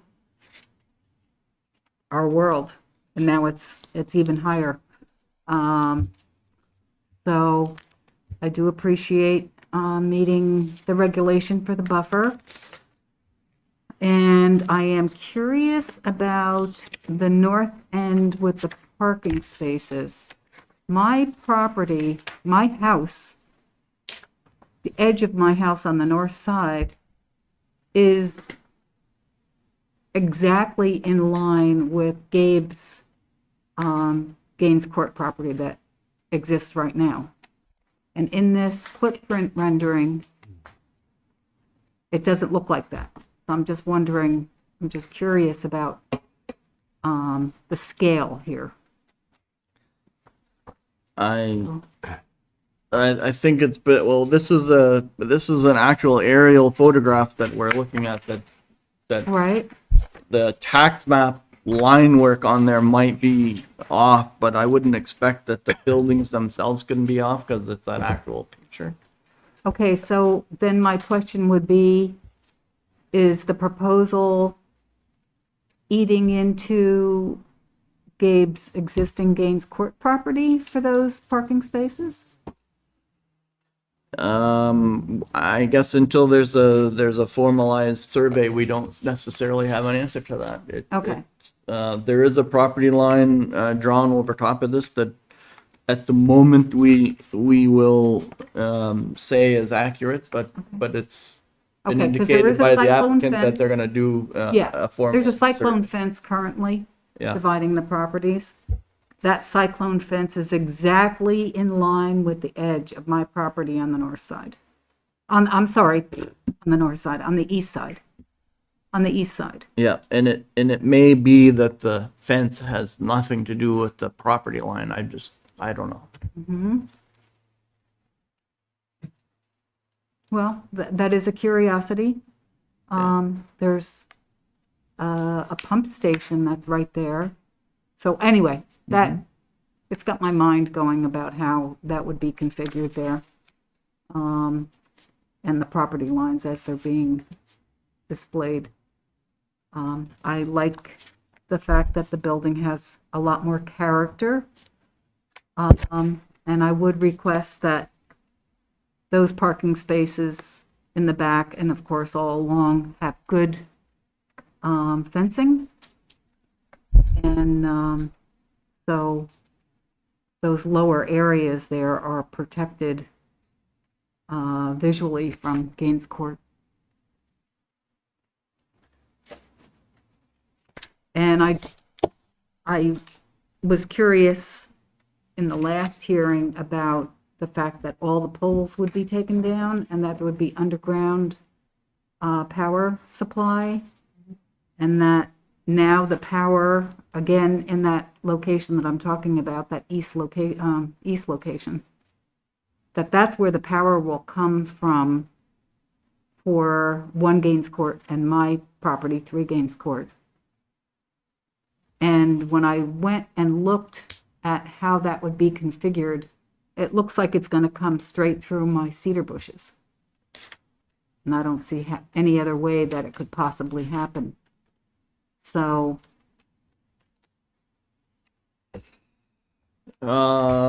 just saying. Maybe there's a more detailed version of the plan that will come along that will show exactly what the proposed routing is, or where the poles are, where they're not, and I guess it's never really a done deal till the power company says this is what we're doing. Yeah. And they often don't even listen to what we tell them to do. They'll kind of They have dictate their that. So roles. I'm not sure what the mechanism is for getting involved in that conversation, but that's probably they don't really do anything kind of without disturbing other things. So I think that should be something that you keep an eye on. Yeah. So would that be at my cost? I don't know. I'm not sure how that works. Yeah. Whether, I mean, I don't know. I don't know how that negotiation happens. They probably say, we need to replace your power. And maybe they listen to and talk to you about it. They'll probably do it the day you're not there, I don't know. You have to, it's probably, we'll try and make sure that we have at least something to say about that, but I'm not sure that we do. The other thing, other thoughts I have about this is where the snow's going to get plowed. I brought up the very first meeting that northeast edge of Gabe's existing Gaines Court property got a waiver from for right of way for fire access in that far corner there. And now, I mean, it's been manageable because the whole parking spot lot was open. Snow could be moved around in various ways, but I'm just wondering how is that going to be enforced? So, just these thoughts. They will have a snow removal plan indicated on the drawings, or at least a storage area or snow pile location. In terms of management, that might be something that we could Just bringing up my request. concerns. Yep. After 30 years of being in that house, I am very aware of all the different nuances of this particular property, so. Yeah. Thank you. Thank you very much. Anyone else? I have a for few comment? things I'd like to add or clarify. So, first thing I was going to mention is about parking. And what I mentioned about the waiver. When I mentioned the waiver, it is not a quantity waiver, it is the waiver for dimensions.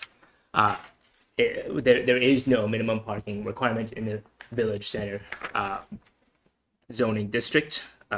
Although saw- I would note that the parking ratio is lower than I think anything we've ever anything we've had built lately. And I mentioned in the report that said there could be a potential, just if you're looking at the site plan over here with the kind of awkward shape, it might be possible to put in a couple of tandem parking spaces which are assigned to the 2-bedroom units, in case one household has 2 cars that they can negotiate, Yeah. backing out and whatever. So those are just things to be aware of with parking. The other thing I was going to mention is the 15-foot buffer. I think the definition of buffer has to not just be one-dimensional. I think it is two-dimensional. And you would have, in my opinion, you would look from this corner and draw a 15-foot radius, which would go this way as well, which is why I thought it would be worth considering, whether or not this required a waiver. But that's my thoughts about thinking of this two-dimensionally.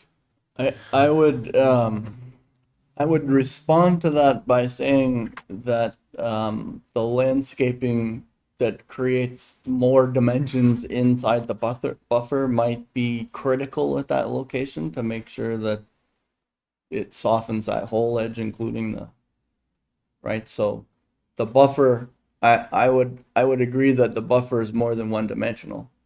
I'm not sure how that plays out with the corner of the building shape, but certainly in my mind that means that there's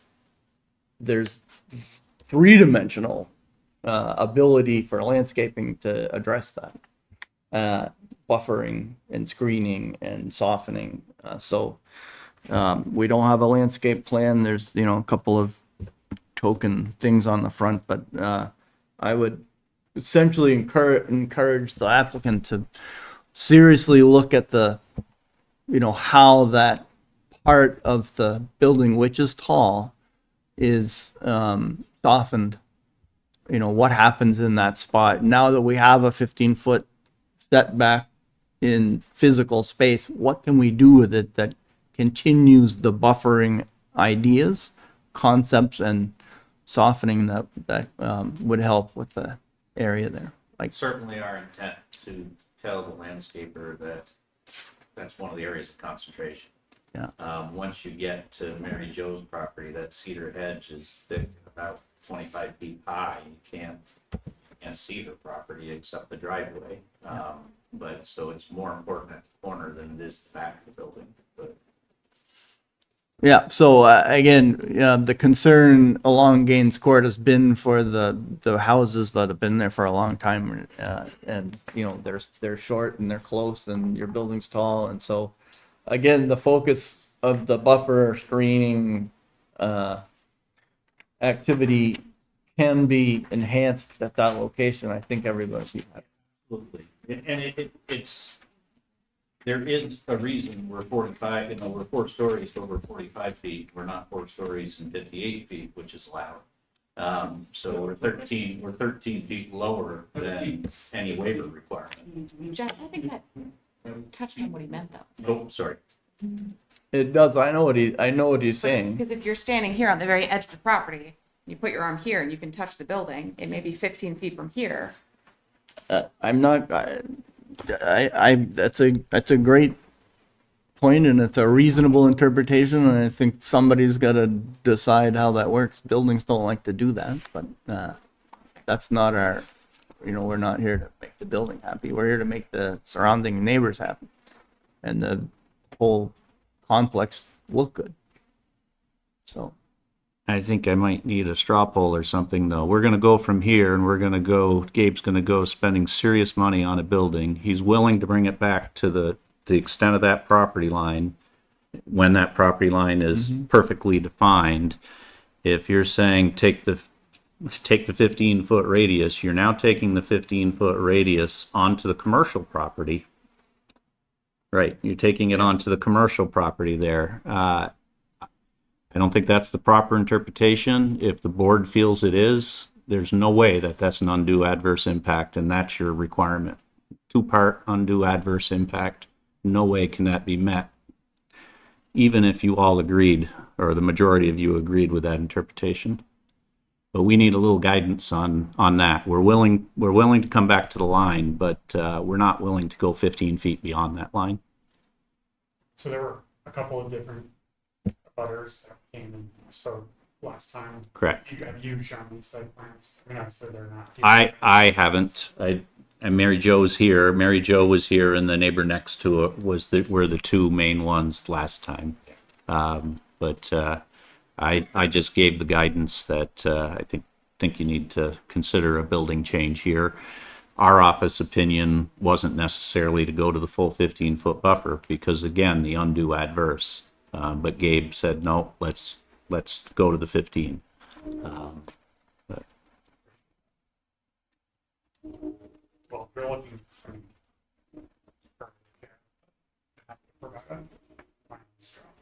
All right, let's do a straw poll. I'm fine with it as drawn. I'm not even worried about a foot or two really, but I appreciate the sentiment that the intent is to stay, back at wherever that line ends up. I find that to be a reasonable accommodation to the intent of the code. So, and I don't see it might just be the way the buildings are configured across the way, but it doesn't seem like the project is encroaching at that particular location based on what I'm seeing on the plan. Rest of the straw poll. I think Chris raises an interesting point, but the code doesn't go to that level of specificity, and I appreciate the applicant's willingness to adjust the plan in response to some of the concerns that were raised from folks last week.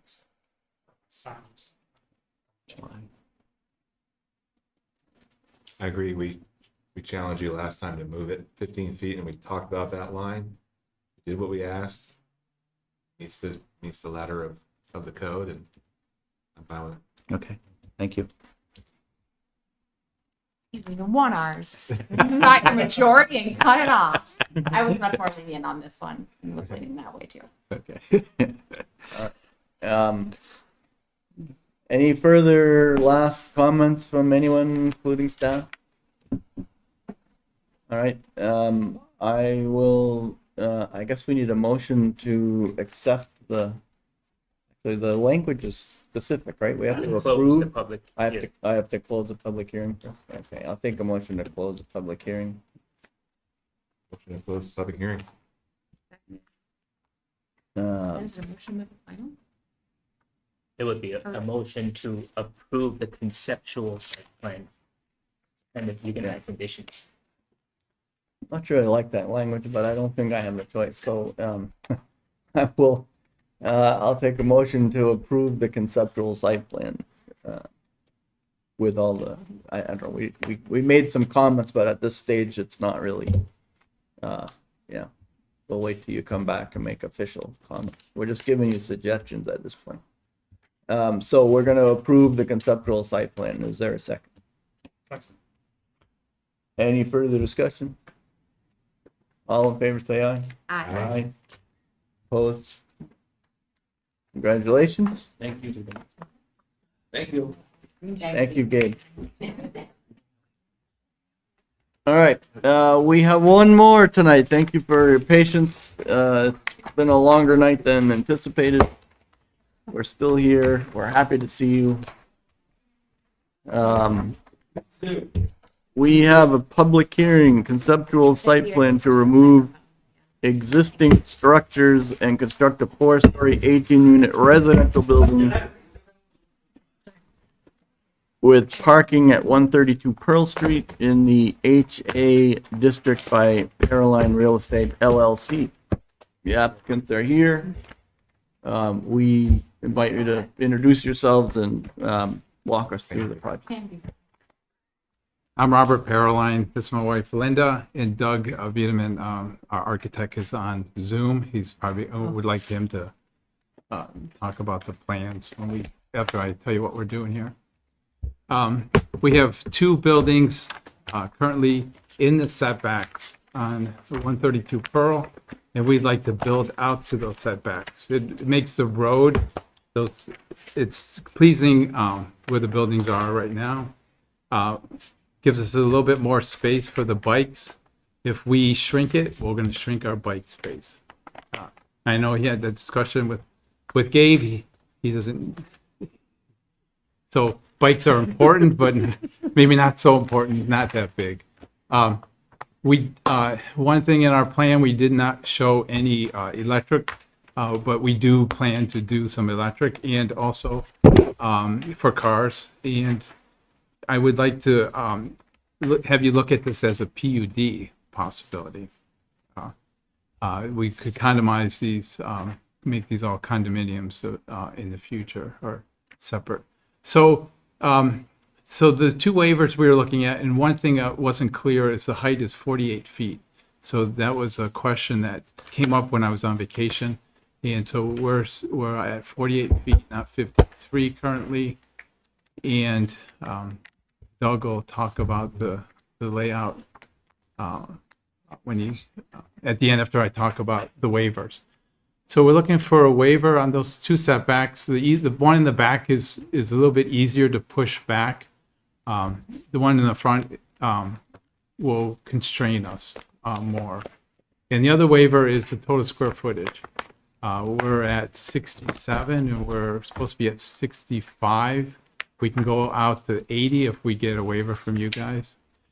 And that's about it. Landscape this is our current design. The railroad is our neighbor in the back. We plan to leave that untouched. And Kentucky Fried Chicken is to our east, or west, sorry. No, east, I was right. So that's about all I had. Do you have any questions, or should we turn it over to Doug? I only have a question for you because I knew it was an issue in a previous version, and that's just the whole nature of the railroad piece. Now that you're doing nothing in there at this point, you're not using it at all. It's just the railroad. Yeah, so this is my third time here. The third plan. I never made it here because the first time we were going to come and rent a railroad property, and they said, we could terminate the lease at any time. And I said, no, I don't want that. I would want a 99-year lease or something. And they said, no, we can't give you that. So I said, okay, that's off the board. And then I came in with a 9-unit. And then Chris said, hey, we're changing our zoning down to 1 parking per unit. So then we went back to the 18-unit with the 1 parking spot. Yeah. So it's been a long process for us. And to redesign that, to go back, it's going to me, it's effort. It's going to be difficult. It's more money, and it's going to go back to the setbacks. If we have to redo the front, if you ask us to move the back, we could probably live with that a lot easier. It's the front that it changes everything. So we're asking for the waiver for the front setback. If you give us the front, maybe you'll give us the back too. That would be great. Setback on the total lot coverage. Consider this a PUD, and I think that's it. And you can see right now it goes through the railroad. So we're not counting those railroad parking spots, they're extra. And the building will go, the parking will go out into that area. So, John, if it would be helpful, I can clarify what the part about evaluating this as a PUD. Yeah, no, I got that. I've rewritten that section of the code twice, so I know what I'm thinking we said, which is that the PUD is an intentional instrument that the city is using to say we'll give you some leeway on some of the normal things, but in order to get that, you have to do some things that we're trying to incentivize. So it's a trade-off. You get something, we get something, and so as we go through this, we're just gonna kind of make sure that the city is getting the things that we wanted out of the plan, and that's. So one thing that Doug and I talked about, and if Doug's on the line, there's a bus stop right outside. Yeah. So we could put a bus. Yeah, I think bench it's clear close. that the code asks for something to happen that's more than normal, and so those would be, that would probably fit that. I don't think the bus stop has moved. I haven't noticed for a while because it's been vacant, but there was a bus stop right at the corner on the east side. Yeah, and let me just, maybe I can ask staff about the setbacks or to comment on that when we get there, but the highway arterial, right? And then there's the transportation district, which is right next to this one, and say Two lots down. yeah, so there's a lot of weird stuff going on. The transportation district has been a nightmare to try and regulate because it has a maximum setback because it wants stuff closer to the street. So I'd be kind of interested in how all that plays out, because I'm not sure that with the two pushing and pulling that I think there's some room to maneuver in there. Is what I'm trying to say. Yeah. All right. So we have this is conceptual only. So we're going to give you suggestions and then make some kind of a yes or no at the end of this. Sure. So now a good time to say my 2 cents. Yeah, Doug, you're on. As long as Robert's done here, you're on. Yeah. You're Go on ahead, your Doug. own. Yeah. Okay, great. So I just wanted to point out in that plan, we just looking at, there's a light blue line. Oh, sure. We can put it back up just 1 second. And that's the formal setback line. Line of the two existing buildings. Oh yeah. Okay. Got him. The formal setback line, you can see just in the Yep. driveway, this 20-foot setback. So that cuts through the existing building. Oh, Yeah, just barely. Yeah. So what we're doing is as we've taken those 2 corners and pushed into where their existing buildings. The existing building in the front wasn't parallel to the setback, but we want our building to be parallel. So and that lower corner by the utility, that's right on the corner of the existing building, and then sort of steps back a little bit. But I like your thought. I had a similar thought about this being sort of transitional between here and the highway arterial zone 2 doors down, where it's a maximum setback, pushed closer to the road. So this kind of that extra 2 feet, just sort of starts to get there, pulls the building forward of the Fry building, which is set back. So it kind of helps disguise and transition between buildings that are further set back and down the road where they're closer to the road.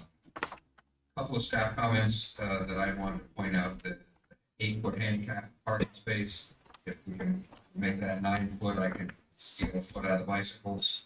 We can still get our 18 bicycles in there. We were hoping to actually get more than 18. Using the racking system that was talked about or shown in the staff comments, could actually get about 22 bicycles in there. And I agree, basically knowing people who rent in Burlington, that if they have a $1,500 bicycle unit, they don't even put it in the locked bicycle storage. Yeah. And we have done several of those ourselves in Burlington. That's a cheap bicycle, and the Right. family members that I know that have purchased bikes recently. That's a used electric bike.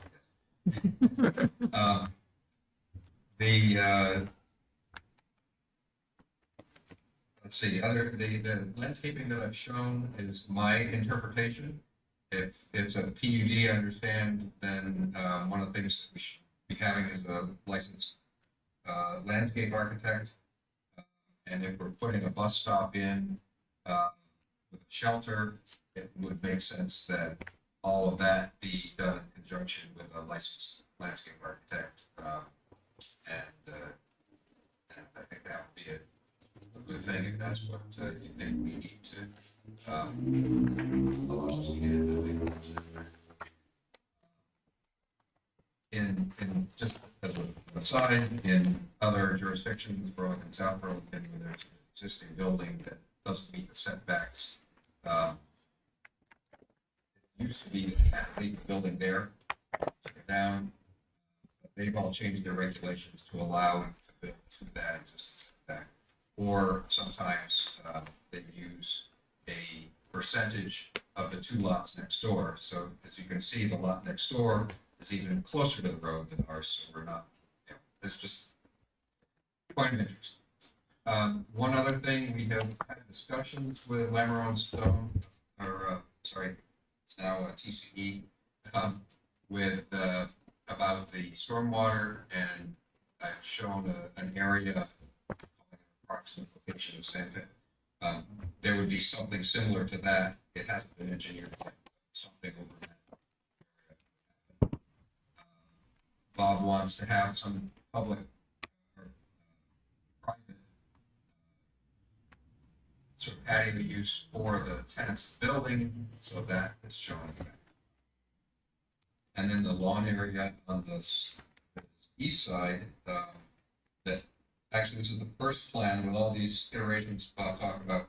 Now get a lawn, and every other iteration, the driveway go all the way to the back of the building. So in this iteration, we are able to do this with a turnaround under the building and connection to that existing paving in back. There's 2 ways off the site for cars. In terms of trash, which came up before, yes, in the last presentation, yes, they'd probably be backing in to get that trash unless the truck is lower than 12 feet. That's I've got a 11 feet. I've got an 11-foot clearance over the parking. So if a truck could get in there, they could turn around or continue through and out the other side. So those considerations came up in the last discussion. Point those up. On the 3D, it is Bob gave me about 3 days together. so there's no indication about there would be different materials in different parts of the building. Probably a course right at the bottom. That silvery looking thing is actually the trash.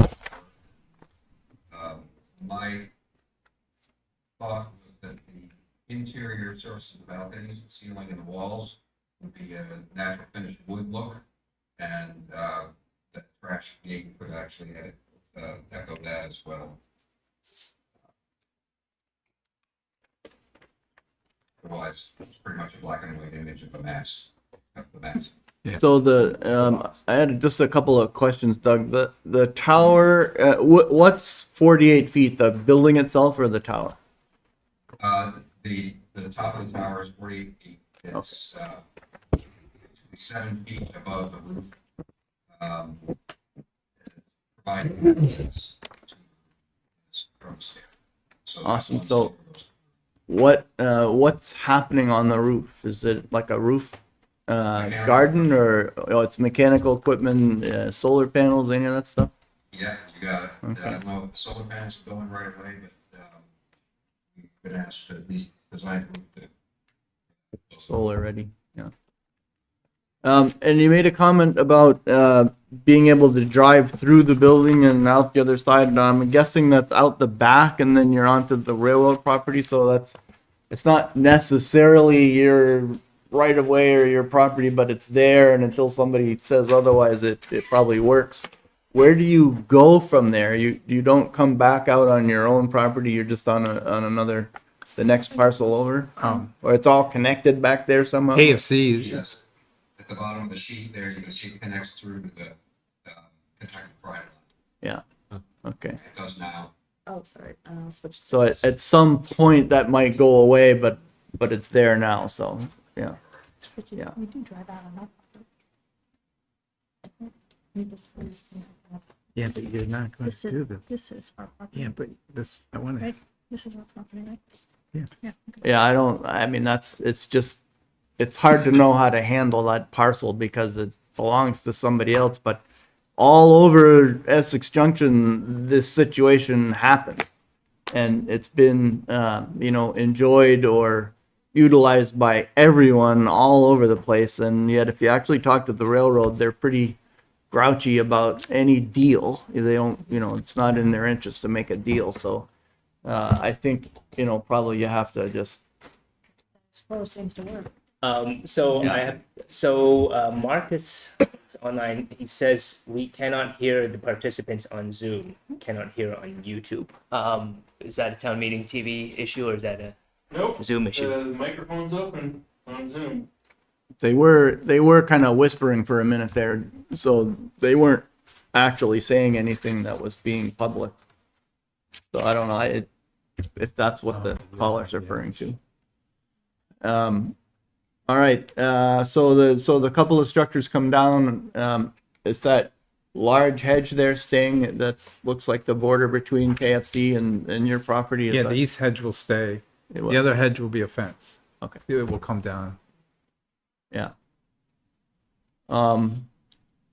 One parcel in the transportation district that Transit-oriented development district. yeah didn't really end up with the front yard that we expected is the probably what everybody can see it. So when you get to your front area there, that landscaping piece, it's pretty important that I mean, the idea is it's friendly, it's inviting, it's pedestrian oriented, and the other one looks like a drainage ditch to me. And we want to be sure that your landscape architect and you work together on whatever happens out there so that it presents a nice appearance to the community and not, like something else. But that's pretty important. Well, we used to own the building 134 next door. And so we, that's more of a low income currently. So it would be nice not to shelter, but more to separate with not blocking. So we would like to make this our 132 more of a paradise away from 134 kind of. I don't know if we could do that. Well- Like the fence part, well, where do we stop the fence? Like 12 in the setback? I like that you've created opportunities for something to happen that would either be amenities for the residents or the one on the street is an amenity for the community, which is great. The transportation circulation path, pedestrians, bike, whatever, is a huge part of the overall regional transportation effort. And so you want to kind of really pay attention. There's a bicycle walk committee. There's all kinds of, reasons that you could find that to be a nice. I'll bring bikes right through there. I'll tell you, I used to ride my bike from the other side of Five Corners to Camp Johnson to go to work, and I completely tricky. concur with the need to have accessible bike paths and a safe throughway through there for bicycles, because there are areas along that road that's just kind of scary. But and our intent is to just to upgrade the whole lot. I mean, it's pretty shabby as it is, and, we want to have something that we can be proud of owning, as well as something that serves the needs of the community and meets the requirements of the committee. Pretty straightforward. Yeah, just one more thing on the architecture itself, and then I'll let the rest of the group talk. We only got a black and white version of this, Doug, and I know it's we haven't.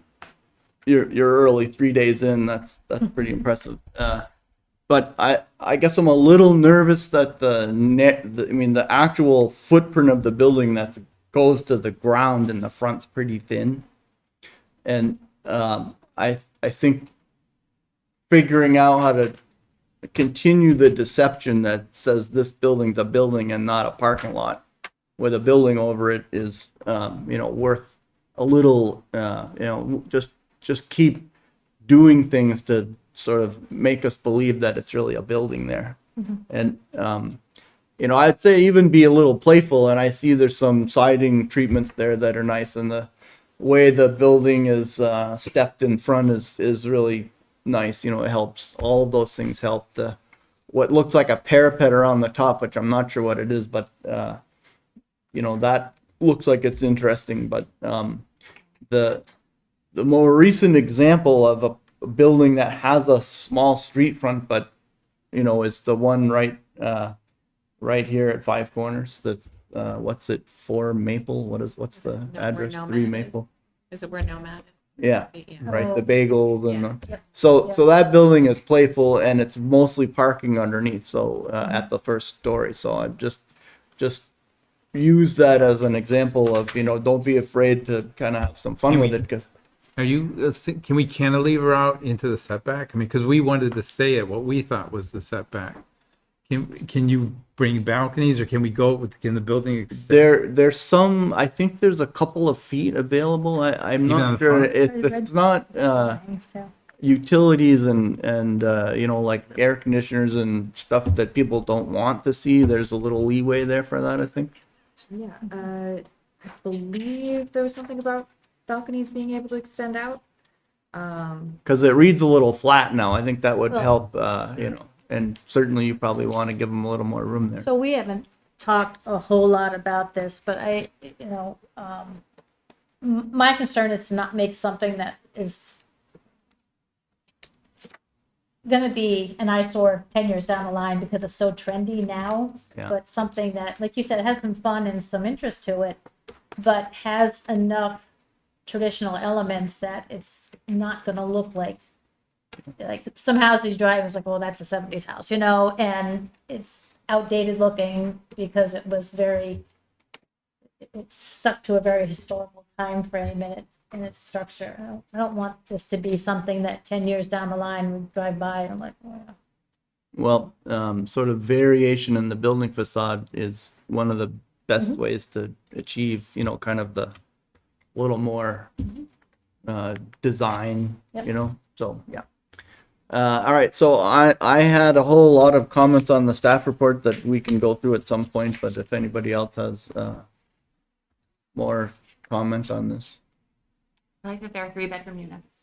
I feel like we have only seen studios We- and 1 bedrooms. We haven't seen many of those, you're right. Anyone else? Look forward to seeing an updated rendering. It looks like something my kid did in Minecraft when he was 12. Amazing. Room for improvement. All right, well, I'm not gonna be too lengthy on this, but we already talked about the PUD, so it didn't actually say in the original effort that it was being requested as a PUD. We don't have to look at it unless you ask us to. So I'm glad you did, because I think it helps. That said, the PUD chapter now applies, and so all of the items that are in there that have, to do with what the city's looking to get for that designation, also apply. So keep thinking amenities, keep thinking who they're for, because they could be for the residents or the community, and so things that are out by the street, obviously, have a more of a benefit to the average person not living there. I would point out though with the PUD, the section 723 says that the proposal shall include all of the following except for E if it's not applicable. And one of the things there is private open space of 750 square feet. I mean, it just, to me, it seems like the rules were not written for this. No, they weren't. Those are written for larger development with lots of open space, and so on a kind of a denser site, I would say that there's some leeway to that. And unfortunately, we don't really like having to interpret our own rules, but I think in some cases it requires that we be a little sensitive to what is going on. So since everything else in this district is asking for more density and more transit-based design and more things that you can achieve because you're where you are, we would probably try to overlook the portions of that were written for other conditions. All right, let's see. I think we dealt with the setbacks. I personally don't have an issue with the setbacks as long as, again, there's a trade-off happening there. I'll call your attention to the design review overlay district, section 620. That's on page 3. I think this is where your architect can and you can have a little fun with the building character and try and express what you want to express there and give them a little leeway and see what happens.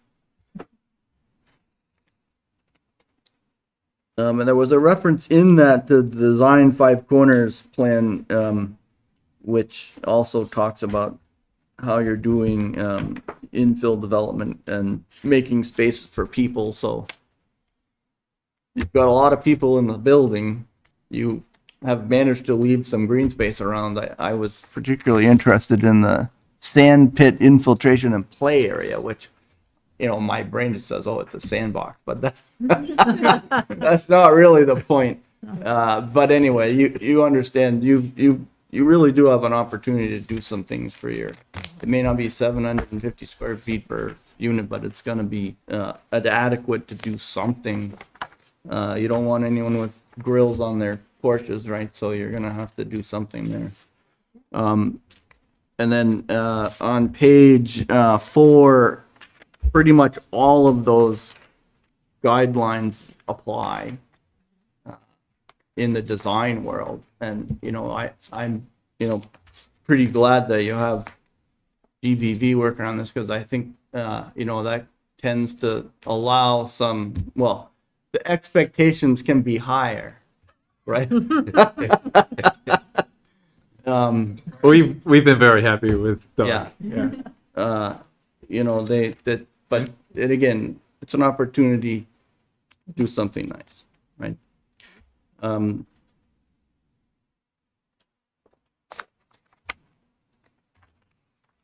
I think that's about it. There's a lot of stuff about screening. I'd kind of be more worried about screening KFC from your folks than kind of the other way around. I'm already hungry just thinking about living there. Screen the smell? I love that smell, but Too much. the calories and the fat is something else. It's gross. So the people on the east side of the building are going to be obese. Have more trouble. Struggle with their weight. Struggle. That's right. And then section 718 appears to have some additional, visual impact notes. Just pay attention to them.